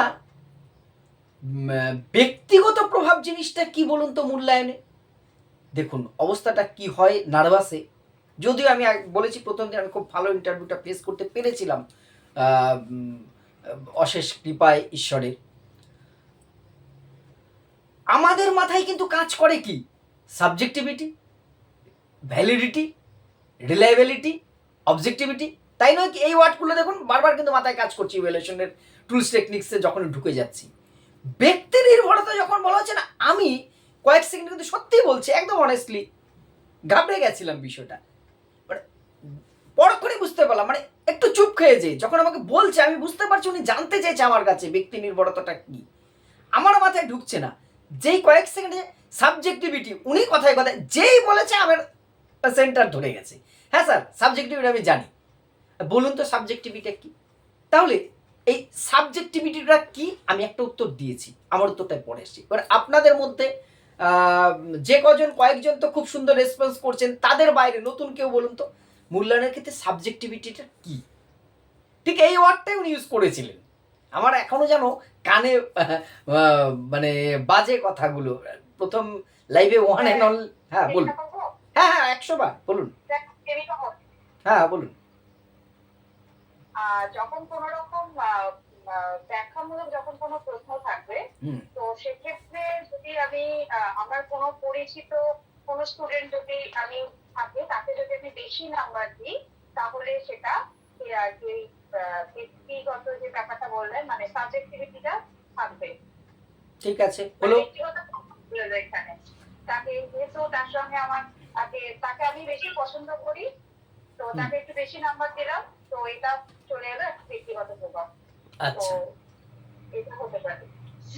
স্যার আপনি যেটা বলছিলেন ওটা আরেকবার একটু বলুন। আমি সাবজেক্টিভিটিটা কি সেটা জিজ্ঞাসা করেছিল আমাকে, আমি উত্তর স্যার বলুন স্যার। একজন এই যে ঝুম্পা আগে বলছিলেন, বলুন, তারপরে জিনিয়ার কাছে আসবো, তারপরে ঝুম্পা রানী বলতে চাইছিলেন। স্যার বলছি, প্রথমেই বলবো যে ব্যক্তিগত প্রভাব মানে যখন কোনো রচনাধর্মী প্রশ্ন থাকে, সেই প্রশ্নের উত্তরের ভিত্তিতে যখন আমার ব্যক্তিগত মতামত পড়ে, মানে জাস্ট আমি আমার ভালো লাগা, আমার মন্দ লাগাটা যখন তার উপরে প্রভাব ফেলে, সেটাই হলো ব্যক্তিগত প্রভাব। জাস্ট এতটুকুই বলবো স্যার। বেশ বেশ ভালো বলেছেন, বেশ ভালো বলেছেন। দেবিকাও যেটা বলেছেন ঠিক, খারাপ কিছু বলেছে তা না, আমি সবারটা নিয়ে বলুন জিনিয়া বলুন। স্যার আমি একটু চেষ্টা করছি। হ্যাঁ। স্যার আমার মনে হয় যে ব্যক্তিগত প্রভাবের মধ্যে কিন্তু আমার মুডটাও নির্ভর করে। ধরুন যিনি যখন ওই রচনাধর্মী প্রশ্নের ক্ষেত্রে যখন কেউ খাতা দেখবেন, সে সময় উনি ধরুন কোনো বিষয়ে খুবই বিষণ্ণতার মধ্যে আছেন বা ওনার মেজাজ ঠিক নেই, সেই সময় রচনাধর্মী প্রশ্নের একটি খাতা উনি দেখছেন, সেখানে ওনার মুডটা যদি ভালো থাকে তো সেখানে উনি হয়তো একটু বেশি নাম্বার দিলেন। আবার মুড হয়তো প্রচন্ডই খারাপ বা একটা বাড়িতে একটা মানে বিশৃঙ্খল পরিস্থিতির সৃষ্টি হচ্ছে, এদিকে উনি খাতা দেখতে বসেছেন, তো সেই মুডটার জন্য কিন্তু মাঝে মাঝে হতেই পারে যে মার্কসটা ঠিকঠাক পড়লো না, উনি ভালো মতন পড়তে পারলেন না, এটাও দেখা ব্যক্তিগত যাচ্ছে না প্রভাবের এখানে। মধ্যে আসে। একদম আপনার এটা একটা ব্যক্তিগত প্রভাব, কখন পড়ে তার একটা কারণের মধ্যে পড়ছে। অস্বীকার করছি না, আমার না, আমি না অ্যাপটা যেন সঠিকভাবে চালাতে পারছি না, অনেককে আমি দেখতে পাচ্ছি না। হ্যাঁ বলুন। স্যার এই ধরনের প্রশ্নগুলোতে যেহেতু একজন শিক্ষার্থীর নিজস্ব চিন্তা ভাবনা বা নিজস্ব সৃজনশীলতা প্রকাশ পায় এবং তার যে দৃষ্টিভঙ্গি লেখার, সেটার সঙ্গে যদি যিনি পরীক্ষক বা এক্সামিনার তার দৃষ্টিভঙ্গি তো নাও মিলতে পারে, সেই ক্ষেত্রে একটা অসুবিধার সম্মুখীন হতে হয়। এই জায়গাটাই আমি নিতে চাইছিলাম। দেখুন একই উত্তর একজন এক একভাবে বলছেন, কেউ ভুল নয়। এই শুভজিৎ আছে, শুভজিৎ পাল কই? আর আমি একটু বলবো, নিশ্চয়ই বলুন। ব্যক্তিগত প্রভাবের জন্য ধরুন ক্লাসে 40 স্টুডেন্ট আছে, সেই ক্ষেত্রে কিছু স্টুডেন্টকে আমার খুব পছন্দ, তাদের আনসার যদি আমার মন মতো না হয়, তবু কিন্তু আমি তাদেরকে একটা কি বলবো, মানে তাদেরকে একটা আমি এমন একটা দেবো, ইন্টারেস্টিং ব্যাপার ওদেরকে আমি বলবো, ক্রিয়েট করবো যে তারা আনন্দিত হবে। কিন্তু এমন স্টুডেন্ট আছে যাদেরকে আমার পছন্দ নয়, তারা খুব ভালো উত্তর দিলেও আমি কিন্তু তাদেরকে উৎসাহিত দিতে পারছি না আমার মনের দিক থেকে। হ্যাঁ, যদি তাদেরকে আমার পছন্দ না হয়ে থাকে, আর পছন্দ যে স্টুডেন্ট গুলো উত্তর ভালো না দিলেও আমি কিন্তু তাদেরকে উৎসাহ দিয়ে আরো তাদেরকে আনন্দিত করতে ব্যাস পারছি। ঠিক আছে, বেশ ভালো বলেছেন। একটা ইজি টাইপ সেটা। হ্যাঁ আপনি যেটা বলছিলেন সেটা একটুখানি শেষ করুন, যেহেতু আমরা ফ্রেশার্স আমাদের একটু বুঝতে অসুবিধা হচ্ছে। আপনি যদি আপনার কথাটা একটু শেষ করে অন্যের মানে আর সবার কথাগুলো শুনলে একটু ভালো হবে। মানে আপনি কথা বলতে বলতে মাঝখান থেকে আটকে যাচ্ছে, তো মানে আমাদের বুঝতে একটুখানি সমস্যা হচ্ছে, মানে আমি কানেক্ট করতে পারছি না। আপনি যেটা বলছিলেন সেটা একটু বলে তারপরে সবারটা শুনুন। অনেক শিখছি আজ শুভজিৎ উত্তরটা পরে তোর কাছ থেকে নিচ্ছি। আজ শুভজিৎকে বলছি, শুভজিৎ আমার প্রাক্তন স্টুডেন্ট, আমি আগে হলদিবাড়িতে চাকরি করতাম, দীর্ঘদিন ছিলাম। ও জয়েন করেছে আগের দিন, ও আমার পুরনো ছাত্র, 16 সালে সম্ভবত না 17 সালে পাস আউট এইচএস, ও আমার ডাইরেক্ট স্টুডেন্ট। যাই হোক, যেটা বলছেন ঠিক আছে ম্যাডাম, আমি বলছি সেখানে দেখুন, আমি প্রথমে বলছি আমাকে সাবজেক্টিভিটি, ভ্যালিডিটি, রিলায়েবিলিটি সব কটার থেকে প্রশ্ন ধরেছে, আমি যা যা উত্তর দিয়েছি।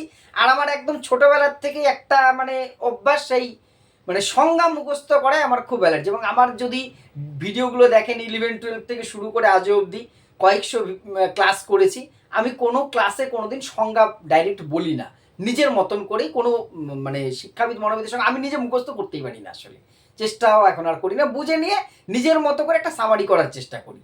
জীবনে একটাই সংজ্ঞা মনে আছে এডুকেশন পড়তে, যে মুখস্থ দুটো সংজ্ঞা, একটা ওই ম্যাকডোয়েকের এডুকেশন, আর একটা পার্সোনালিটিতে আপনার যে ওই আলপোর্টের সংজ্ঞা, এই দুটোই মুখস্থ করতে পেরেছিলাম। যাই হোক, ভ্যালিডিটি সাবজেক্টিভিটি একদম সহজভাবে, যেটা মোটামুটি এরকম উত্তর ছিল যে স্যার বড় প্রশ্নের ক্ষেত্রে, রচনাধর্মী প্রশ্নের ক্ষেত্রে উত্তর দানের ক্ষেত্রে দেখা যায় শিক্ষকের ব্যক্তিগত প্রভাব পড়ে, তাকেই ব্যক্তি নির্ভরতা বলে। সাথে সাথে কাউন্টার প্রশ্ন আমার শেষ করবার আগেই, ওই স্যারই বিষয়টা কেমন, আমি তখন বলছি হ্যাঁ স্যার, ধরুন আমি একটা বড় প্রশ্নের উত্তর আপনারা আমাকে লিখতে দিলেন, আমি তখন কিন্তু দেখুন আর ক্লাসরুমে যাইনি, ডাইরেক্ট ওটাকে ক্লাসরুম বানিয়ে নিচ্ছি। আপনি আমাকে একটা বড় প্রশ্নের উত্তর লিখতে দিলেন, আমি লিখে দিলাম, সেটা স্যার আপনি দেখলেন, এবার মনে হতে পারে, আচ্ছা পরে নিচ্ছি, আপনি দেখলেন, সেটা মনে হলো যে মোটামুটি ঠিক আছে, 10-এর মধ্যে আমাকে 8 নম্বর দিলেন। এই স্যার দেখলেন, উনি হয়তো মনে হলো না অতটা ভালো হয়নি, 5 দিলেন। আবার এই স্যার দেখলেন, ওনার মনে হলো না ঠিক আছে, উনি 9 দিলেন। তাহলে যে শিক্ষক ইভ্যালুয়েশন করছে তার কিন্তু প্রভাব পড়ছে এখানে। নির্দিষ্ট কোনো ধরা বাঁধা নিয়ম নেই যে এই কটা ওয়ার্ড বা এইগুলো লিখলে পরেই এই নম্বরটা দেওয়া যেতে পারে। অর্থাৎ মূল্যায়নের ক্ষেত্রে শিক্ষকের ব্যক্তিগত প্রভাব মূল্যায়নকে প্রভাবিত করছে। অথবা এমনও হয় অনেক ক্ষেত্রে স্যার, পরিচিত ক্ষেত্রে কিন্তু আমি একটু নম্বরের ক্ষেত্রে কখনো কখনো শিক্ষকদের ক্ষেত্রে, যেগুলো পরিচিত ছাত্রের ক্ষেত্রে অ্যাক্টিভিটি কাজ করব, হ্যাঁ অবজেক্টিভ, তাহলে কিন্তু পরিচিতির যে প্রভাব সেটাও পড়ে, যদিও শিক্ষকদের মধ্যে এই ত্রুটিটা খুব কমই আছে। ঠিক আছে, এইটা শেষ করবার সাথে সাথে যে প্রশ্নটা আসলো, এটা দূর করার উপায় কি, তার উত্তরটাই পরে আসছি। তাহলে এই যে এখানে যে ক্লাসরুম, আমি বারবার আপনাদের কেন বলছি দেখুন, যে সিচুয়েশনটা হ্যান্ডেল করবেন আপনি, কোন পরিস্থিতিতে ওইখানে দাঁড়িয়ে আপনি কীরকম অ্যান্সার দেবেন সেটা কিন্তু আপনার উপর ডিপেন্ড করবে। আমি সাবজেক্টিভিটি তো পড়ে গেছি, জানি, ক্লাসরুম নিয়েও আপনি অনেক কিছু বলতে পারতাম। তখন আমার মনে হলো আমি স্যার যেহেতু প্রশ্ন করছে, আমি স্যারকেই স্যার, আমি নিজে এখানে স্যারের স্টুডেন্ট হয়ে যাই, যে আমি যদি পরীক্ষা দিই আপনি আমাকে 1 নম্বর দেবেন, এই স্যার হয়তো 1 রকম নম্বর দেবেন, এই স্যার হয়তো 1 রকম নম্বর দেবেন, এটাই স্বাভাবিক। কিন্তু লাস্টে আমার ত্রুটিটা মনে হলো এটা ঠিক হচ্ছে না ওইটুকু টাইমের মধ্যে, যে না সব শিক্ষকের মধ্যে এই ত্রুটিটা বেশিরভাগ ক্ষেত্রে থাকে না, তাহলে তো আবার সব শিক্ষককে দোষী করা হয়। কিন্তু বাস্তবে কি হয়, এবার বাস্তবটা আসি। বাস্তবে সাবজেক্টিভিটি মানে তো আলটিমেটলি তাই যে ব্যক্তি সুদেশনা মাইকটা মিউট করুন, সুদেশনা মাইকটা মিউট করুন, হ্যাঁ। বাস্তবে আলটিমেটলি কি দাঁড়ায় সাবজেক্টিভিটি, যে যিনি মূল্যায়ন করছেন তার ব্যক্তিগত প্রভাব। সাবজেক্টিভিটি সাধারণত কোন প্রশ্নের উপরে পড়ে, বড় প্রশ্নের ক্ষেত্রে। এইবার দেখুন সাথে সাথে কি করলো কাউন্টার প্রশ্নটা, তাহলে এটা দূর করার উপায় কি হবে দূর করার উপায়? আমি তৎক্ষণাৎ বললাম স্যার নৈব্যক্তিক প্রশ্ন, আগে বাংলা, অবশ্যই বাংলা, নৈব্যক্তিক প্রশ্নের ব্যবস্থা করা, মানে অবজেক্টিভ প্রশ্ন দিলে কিন্তু সমাধান। ও তাহলে সাথে তার মানে ABCD টিক মারার কথা বলছেন? হ্যাঁ স্যার, তাহলে তো একজন ছাত্র কিছু না পড়েও আন্দাজে টিক মেরে দিয়ে অনেক নম্বর পেয়ে যেতে পারে। চলছে কাউন্টার প্রশ্ন, আমি প্রথম দিন আপনার বলছি, আমরা 16 থেকে 17 মিনিট ইন্টারভিউ রুমে ছিলাম, দিয়ে দেবে হ্যাঁ স্যার হতেই পারে। তাহলে এর উপায় কি আছে স্যার? এর জন্য কি করতে হবে? নেগেটিভ মার্কের ব্যবস্থা করতে হবে। কীরকম বিষয়টি স্যার? দেখা গেল নির্দিষ্ট একটা নিয়ম থাকবে, 2 বা 3টে প্রশ্ন যদি কেউ ভুল উত্তর দেয় তার প্রাপ্ত নম্বর থেকে 1 নম্বর কেটে নেওয়া হবে, তাহলে কোনো শিক্ষার্থী নিশ্চিত না হয়ে কোনো উত্তর দিতে পারবে না। সিরিয়ালি কিন্তু প্রশ্নগুলো কাউন্টার আসছে। এবার যদি আপনাদের এরপরে আরও 2টো প্রশ্ন এই সাবজেক্ট থেকে আসছে, এই যে এই বিষয়গুলো আসছে, এই ধরনের প্রশ্ন বারবার আপনাকে বলি না, কাউন্টার প্রশ্ন কিন্তু আসবে। কাউন্টার প্রশ্নটা ফেস করা কিন্তু মারাত্মক। কাউন্টার প্রশ্ন ফেস করা কেন জটিল? আপনাকে প্রশ্নটা নিতে হচ্ছে, উইদিন সেকেন্ডের মধ্যে আপনাকে রিপ্লাই দিতে হচ্ছে। কিন্তু তবে একটা মাথায় রাখবেন, কাউন্টার প্রশ্ন রিলিভেন্ট হয় সাধারণত বিষয়ের মধ্যে। এইটা শেষ করতে করতে প্রশ্ন, আচ্ছা বলুন তো ভ্যালিডিটি কি জিনিস? ভ্যালিডিটি আমি কোনো সংজ্ঞা, যে আগেই বললাম আমার সংজ্ঞা মুখস্থ নেই, বলার সম্ভাবনা। ভ্যালিডিটি এক কথায় স্যার, আমি যা মূল্যায়ন করতে চাইছি তা যদি আমার মূল্যায়ন করা সম্ভব হয় কতটুকু, সেটাই মূল্যায়ন করতে পারছি, সেটাই হচ্ছে যথার্থতা বা ভ্যালিডিটি। অর্থাৎ যেটা আমি জানতে চাইছি সেটা কতটা জানতে পারছি, সেটাই হচ্ছে যথার্থতা। যেমন একটা যে কোনো উদাহরণ, কি উদাহরণ দিয়েছে আমার সত্যি কথা এই মুহূর্তে সেটা সঠিক একদম হুবু বলতে পারছে, একটা উদাহরণ দিয়েছিলাম কিছু একটা। আচ্ছা তাহলে রিলায়েবিলিটি, উনি কিন্তু একটাও বাংলা টার্ম ইউজ করছেন না। সাবজেক্টিভিটি, ভ্যালিডিটি, রিলায়েবিলিটি সব কিছু বাংলা টার্ম, কিন্তু আমি প্রথমে বাংলা করে নিচ্ছি কারণ আমি জানি আমি ইংরেজিতে চরম দুর্বল। হ্যাঁ স্যার, রিলায়েবিলিটি মানে হচ্ছে নির্ভরযোগ্যতা। নির্ভরযোগ্যতা হলো যে ওই যে একটি যখন কোশ্চেন কি বলে ওটাকে মূল্যায়ন করা হচ্ছে, যখন একই জিনিস যদি ভিন্ন সময়ে প্রয়োগ করে বা অন্য শিক্ষক দ্বারা প্রয়োগ করে একই রকম মান পাওয়া যাচ্ছে কিনা, যদি পাওয়া যায় তবে সেটা নির্ভরযোগ্য, অর্থাৎ সেটার বলা যাবে যে এই মূল্যায়ন ইয়েটি মূল্যায়নের জন্য নির্ভরযোগ্য, এটাকে নির্ভর করা যায়। পরপর পরপর কতগুলো প্রশ্ন, তাহলে মূল্যায়ন অধ্যায়টা মোটামুটি আপনার জানা আছে বলে এবার অন্যদিকে যাচ্ছে। এই যে এই জায়গাটা পরপর আপনাকে কিন্তু যে অধ্যায় থেকে আপনাকে একটা প্রশ্ন করবে, যদি আপনি প্রথম উত্তরটা সঠিক দিতে পারেন আপনাকে কিন্তু কন্টিনিউ করবে, কাউন্টার প্রশ্ন আসবেই আসবে। ভ্যালিডিটি, রিলায়েবিলিটি, সাবজেক্টিভিটি এবং এই সাবজেক্টিভিটি দূর করার উপায় আমার তখন যেটা ঠিক মনে হয়েছে আমি বলেছি, এবং একটু ছিল জানার বিষয়ের মধ্যেই ছিল এইগুলো। ফলে এবং যখন আপনি উত্তরটা দিতে পারবেন না, আমি প্রথমে আপনাদেরকে বলেছি দেখবেন একটা দুটো উত্তর যখনই দিতে পারবেন সেটা আপনারা সবাই পারবেন, দেখবেন কনফিডেন্স লেভেলটা অটোমেটিক ভালো হয়ে যাবে। আর উল্টো দিকের যিনি ইন্টারভিউয়ার থাকবেন না, তার অ্যাটিটিউডটা আপনি বুঝতে পারবেন যে আমাকে কতটা ভালোভাবে নিচ্ছে, প্রশ্নটা দেখে বোঝা যাবে। কিন্তু এইটা কিন্তু কোনো সমস্যার কারণ হবে না। অর্থাৎ ইভ্যালুয়েশন থেকে আপনারা কিন্তু খুব গভীরে যাবার দরকার নেই। মেন বিষয়গুলো, ভ্যালিডিটির একটু টাইপগুলো দুই একটা উদাহরণ একটু মনে রাখুন। আপনি একটা বাস্তব উদাহরণ দেওয়ার চেষ্টা করবেন, বাস্তব উদাহরণ দেওয়ার যে কোনো কিছু কখনো মনে না হয় আপনি মুখস্থ বলছেন, দুর্গমগিরি কান্তার মরু দুস্তর বরাবর আপনি মুখস্থ করে গেছেন আর বলে দিচ্ছেন, সেটা যাতে মনে না হয়। আপনি বুঝেছেন, বোঝাচ্ছেন, আমাকে এবারে বুঝে নিয়ে বোঝাচ্ছেন। তার মানে আপনি আগে বুঝেছেন, বোঝানোর সময় কি করে বুঝে নেওয়া বিষয়ের সাথে একটু চাট মশলা, লেবুর রস নিজের মতন করে দিয়ে সেটাকে পরিবেশন করতে হবে। এই তফাৎটা কিন্তু আপনাকে একটু আনতে হবে, তাহলেই দেখবেন অল ইজ ওয়েল, কোনো চাপ হবে না। এইটুকু বিষয়ের মধ্যে কোনো প্রশ্ন, কারো কিছু জানার জিজ্ঞাসা? স্যার একটা কোয়েশ্চেন আছে। স্যার ধরুন এখন তো সেমিস্টার সিস্টেম হয়েছে, সেখানে তো অবজেক্টিভ টাইপেরই মাল্টিপল চয়েস আসছে, কিন্তু স্যার সেখানে কিন্তু নেগেটিভ মার্কিং নেই। তখন যদি এরকম এই ধরনের প্রশ্ন করে ব্যাপারটাকে আপনি কি চোখে দেখছেন? একদম, এটা কিন্তু আপনাকে, এইটা কিন্তু খুব সুন্দর রেলিভেন্ট কোশ্চেন করেছেন উনি। রেলিভেন্ট কোশ্চেন কেন করেছেন? এই ভ্যালিডিটি নিয়ে, এই সাবজেক্টিভিটি নিয়ে কিন্তু আপনাকে বর্তমানে নিয়ে যায়। আচ্ছা, 4টে সেমিস্টারের কোথায় কোন ত্রুটি আছে?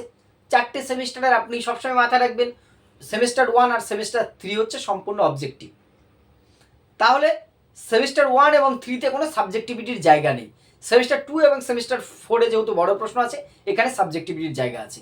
এবার সাথে সাথেই কাউন্টার প্রশ্নটা, যে তাহলে সেমিস্টার 1 বা 3তে মনে করলেন আপনার কোনো একজন শিক্ষার্থী আমাকে যে প্রশ্নটা করেছিল হুবহু সেই প্রশ্নটা করলো, না জেনেও তো গোল মেরে চলে যেতে পারে। এটা হচ্ছেও কিন্তু 11-এ ফার্স্ট সেমিস্টারে কিছু ছেলে মেয়ের নম্বর যে ক্লাসে ঠিক মতন আসেইনি 34-36 পেয়ে গেছে।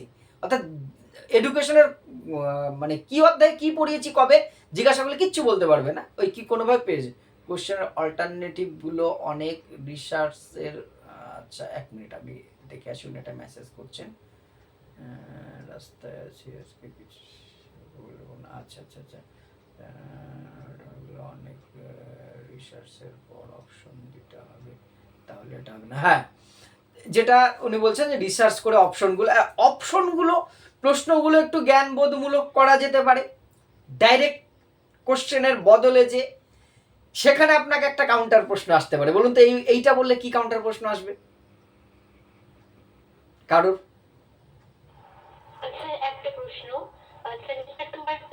আমি যেখানটায় ছিলাম এটার উত্তরটা আগে, আমি অন্য প্রশ্নে নেব না এখন। আমি যেটা ছিলাম একটা প্রশ্ন করলাম, আমি যদি এটার উত্তর দিন তাহলে দিন।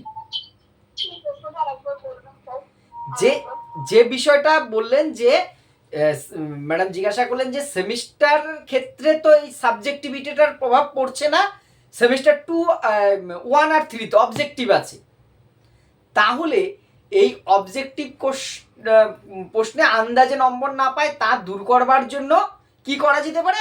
আপনি উত্তর দিলেন যে স্যার, একজন স্যারই বললেন সেটা, যে একটু রিসার্চ করে এমন অপশন দেওয়া হলো না, প্রশ্নগুলো একটু জ্ঞানবোধমূলক হলো, এমসিকিউ এর মধ্যেই, মানে একেবারে ইয়ে না করে একটু বুঝে আপনাকে গোলটা মারতে হবে। সেক্ষেত্রে তার আবার একটা ত্রুটি আছে। আমি বলতে চাইছি সেই ত্রুটিটা কি? সেই ত্রুটিটা হচ্ছে এবার আমাদের এসএলএসটি কোশ্চেন, বেশি মাত্রায় কনসেপচুয়াল কোশ্চেন করতে গেলে তার উত্তরটা কি হয়েছে আমরা দেখতে পেরেছি। তো আপনি ভাবছেন এটা ঠিক, আমি ভাবছি এটা ঠিক। হ্রদ ভাবে আমি দেব, পদ ভাবে আমি, মূর্তি ভাবে আমি দেব, ভাবে অন্তর্যামী। অন্তর্যামী হচ্ছে এসএসসি, তারা হাসছে। স্যার ক্লোজ এন্ডেড কোশ্চেন করতে হবে। একদম। আর ঠিক বলেছেন, সাবজেক্টিভিটি থাকবেই। হ্যাঁ, আর যেটা লাস্ট, প্রয়োজনে আমার সলিউশন যেটা মনে হয়, প্রয়োজনে নেগেটিভ মার্কিং রাখার ব্যবস্থাও করা যেতে পারে, তবে সেটা প্রয়োজনে। কারণ না হলে সত্যি কথাই এই অবজেক্টিভ প্রশ্নে কিন্তু খুব সমস্যা। আপনাদের অনেকের অভিজ্ঞতা আছে, অনেকে আমাকে গ্রুপে বলেছেন, নন পেড গ্রুপগুলোতে, যে স্যার অনেকে দেখাদেখি করে লিখেছে, এই করেছে সেই করেছে, তাই তো সবসময় পারফেক্ট হয় না, পারফেক্টের দিকে যায়। একদমই তাই, ভ্যালুয়েশন তো পারফেক্ট হয় না, কিছু এরর থাকবেই, এটা স্বাভাবিক। এর বাইরে কমিশনগুলোর থেকে পরের দিন আমি কিন্তু আপনাদেরকে কিছু জিজ্ঞাসা করব। আমি বলে দিচ্ছি, রাধাকৃষ্ণন, মুদালিয়ার, কোঠারি, 3টে কমিশন। সিম্পল, অন ক্যামেরা উত্তর নেব, কিন্তু উত্তর অন ক্যামেরা নেব। স্যার বলছে আগে সিলেবাসে, একজনের সিলেবাসে কি কি, আপনার প্রশ্নটা আমি একটু দেখে আসি, দাঁড়ান।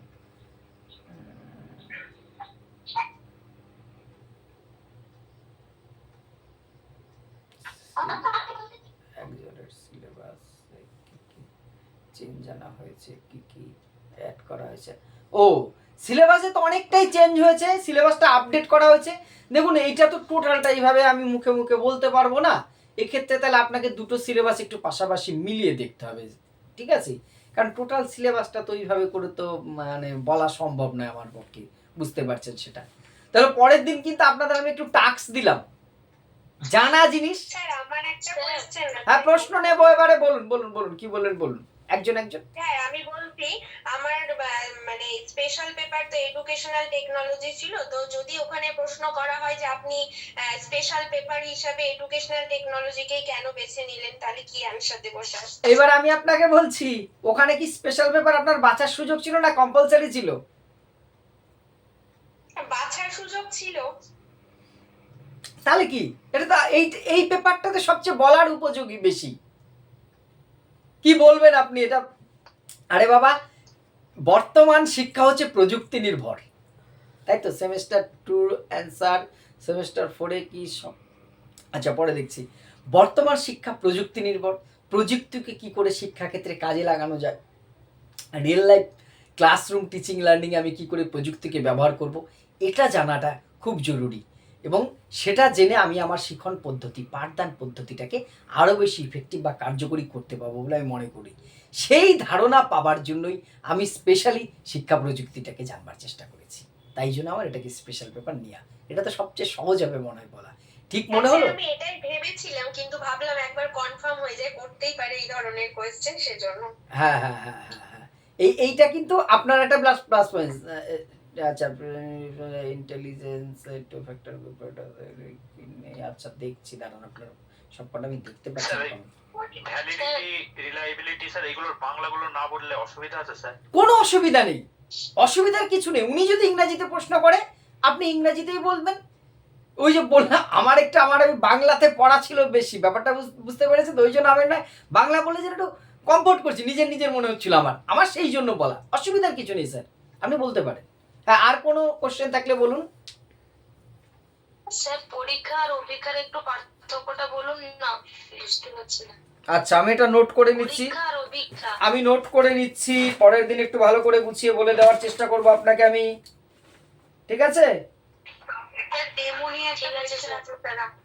হ্যাঁ হ্যাঁ, বলছি স্যার, ডেমো নিয়ে একটা কোশ্চেন আছে। বলুন।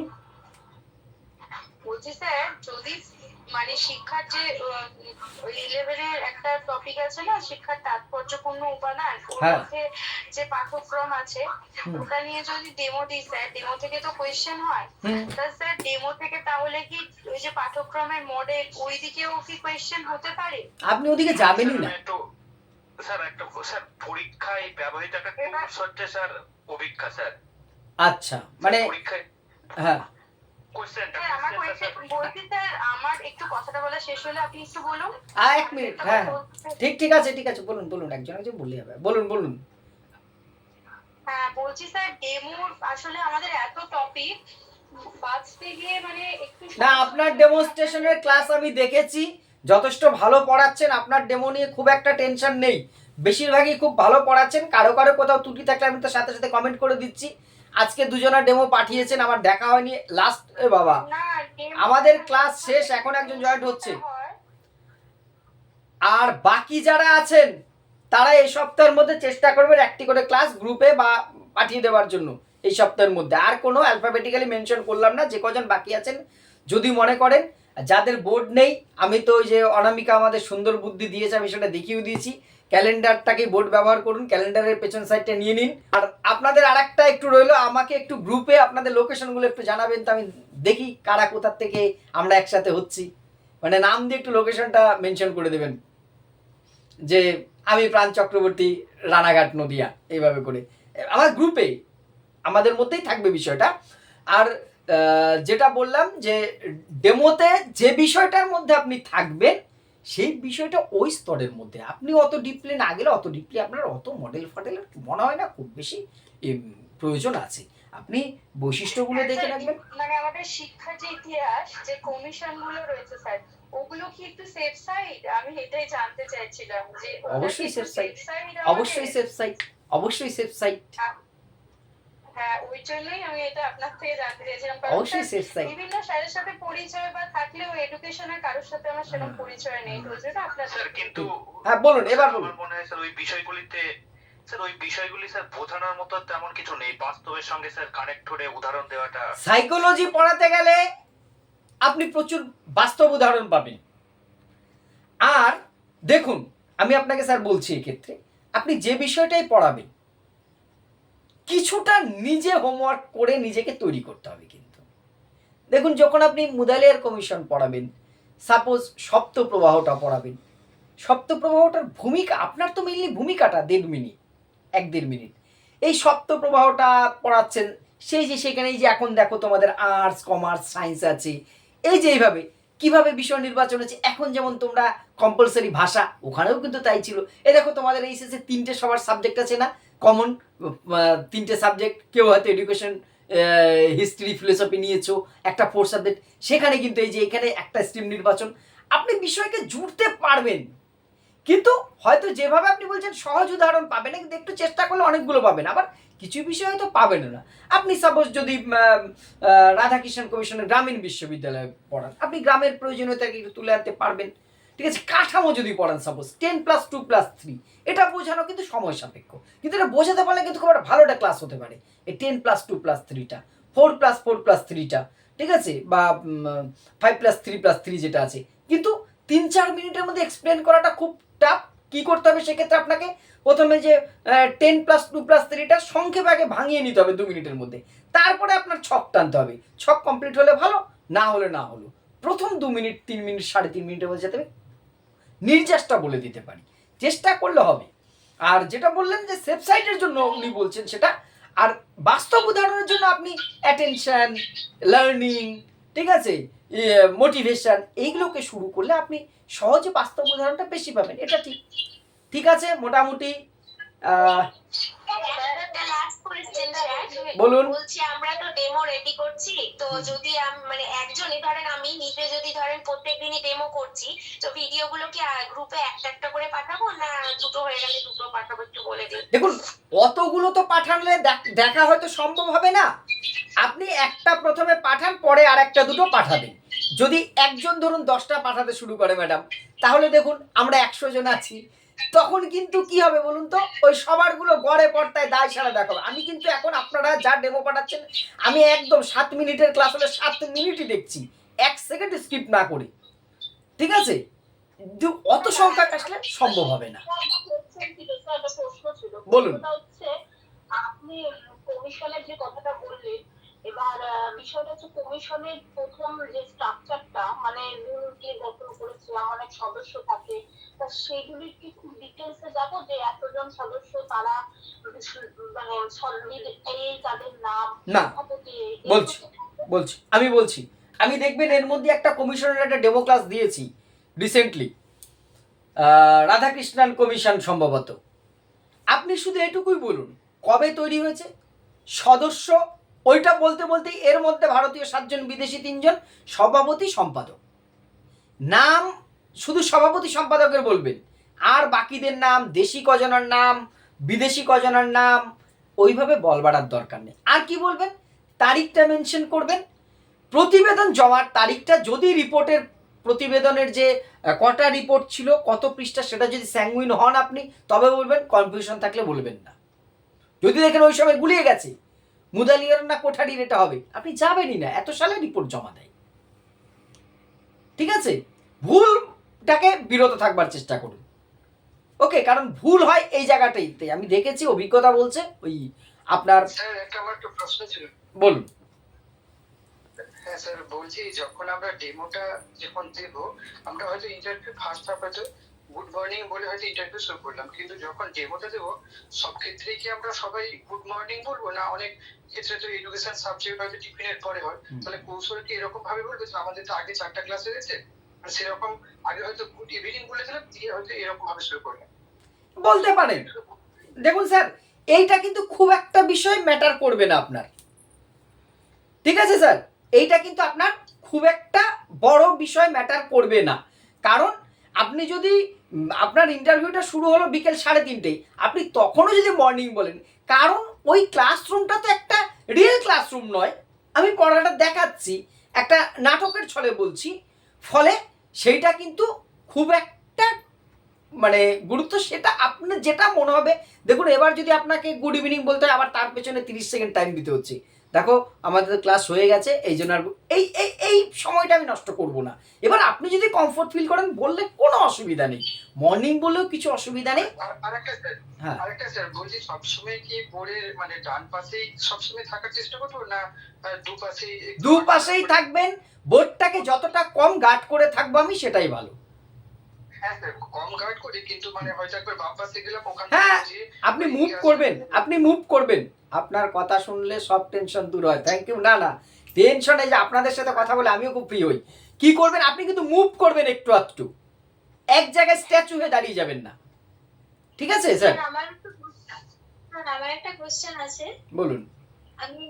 আমি এডুকেশনে ওই ডিসটেন্স মোডে রবীন্দ্র ভারতী থেকে এমএ করেছিলাম। আমার দুটো পেপারে স্পেশাল পেপার লেখা আছে, একটা 8 পেপার ওটা এডুকেশনাল টেকনোলজি, আর একটা 7 পেপার ওটা ডিসটেন্স এডুকেশন। আপনি একটু বলে দেবেন যে ওটা কোনটা কনফার্ম হবে? এখন কেউ জয়েন করছে, আমাদের তো ক্লাস শেষ, জাস্ট এক্ষুনি রাখবো। স্যার আমি একটু ওই অসুবিধার মধ্যে ছিলাম, বলছি স্যার ওই মানে রেকর্ডিংটা পাবো তো? হ্যাঁ, রেকর্ডিং তো এখানে পুরো দিতে পারবো না, আমি লিংক দিয়ে দেবো রেকর্ডিং এর, ওই একটা চ্যানেলে করে তারপরে দিতে হয়, ডাইরেক্ট অত বড় ভিডিও তো দেওয়া যায় না, পেয়ে যাবেন। হ্যাঁ বলছি যে আমরা যখন ধরেন ক্লাসটা শুরু করছি, মানে লিখছি শ্রেণী, তারিখ বা এই সাইডে আজকের বিষয়, তো সেটা লেখার সময় সেটাতেও কনসেন্ট্রেট করছি, বা বলছি গুড মর্নিং সকলে কেমন আছো, বা আগের দিন কি পড়ানো হয়েছে, তো সেই ক্ষেত্রে না মানে ওটা বলা হয়ে যাচ্ছে কিন্তু লেখাটা কমপ্লিট হচ্ছে না আজকের বিষয় পর্যন্ত। তো সেখানে আবার সাথে সাথে মানে যদি আমি নিজের সাবজেক্টের ইন্ট্রোডাকশনটা শুরু করি, তো এই দুটো বিষয় না কনসেন্ট্রেট করতে একটু অ্যাডজাস্ট করে নেবেন ম্যাডাম, 30 সেকেন্ড একটু অ্যাডজাস্ট করে নেবেন, হয়ে যাবে। ওটা একটু বেশি টাইম লাগবে, লাগুক, আপনি লিখে কমপ্লিট করে তারপরে আসবেন, ওটা অ্যাডজাস্ট হয়ে যাবে, ওটা নিয়ে অতটা চাপ নেবেন না, ঠিক আছে? ঠিক আছে স্যার। দেখুন স্পেশাল পেপার, হ্যাঁ স্পেশাল পেপার দুটো কি করে হলো আমিও বুঝতে পারছি না বিষয়টা। সাধারণত তো একটা এমএড এর ক্ষেত্রে বিষয়টা আলাদা, আপনি যে কোনো একটা উল্লেখ করতে পারেন, অসুবিধা এক্ষেত্রে হবার কথা নয়, ঠিক আছে স্যার হ্যাঁ লাস্ট একটা কোশ্চেন। আচ্ছা, আর নেব না কোশ্চেন আজকে।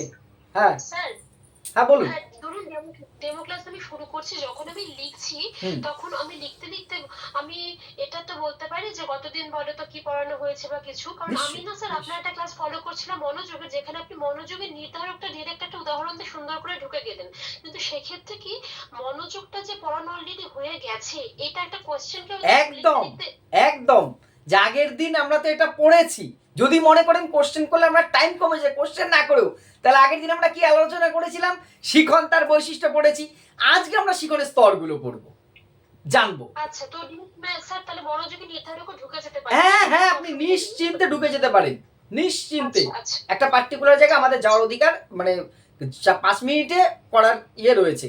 আচ্ছা, আজকে তাহলে এখানে রাখলাম। একটু শুনুন স্যার, আমি বলছিলাম যে স্যার সাইকোলজি কোনগুলো একটু বেশি দেখবো, একটু নেক্সট দিন যদি বলে দেন। আমি পরের দিন আবার, আজকে যেমন এই ইয়েটা নিয়ে আসলাম, পরের দিন কমিশনটা করে আমি সাইকোলজিটা মানে ওইটা নিয়ে আমি যাব পরের দিন। কমিশনটা আপনাদের কিন্তু হোম টাস্ক দেওয়া রইলো, ঠিক আছে? সেখান থেকে আমি প্রথমে কোশ্চেনিং করবো, আগের দিন আপনাদের রেসপন্স নেব উইথ ক্যামেরা, তারপরে আমি সাইকোলজির পার্টটাই আগের দিন পরের দিন যাব।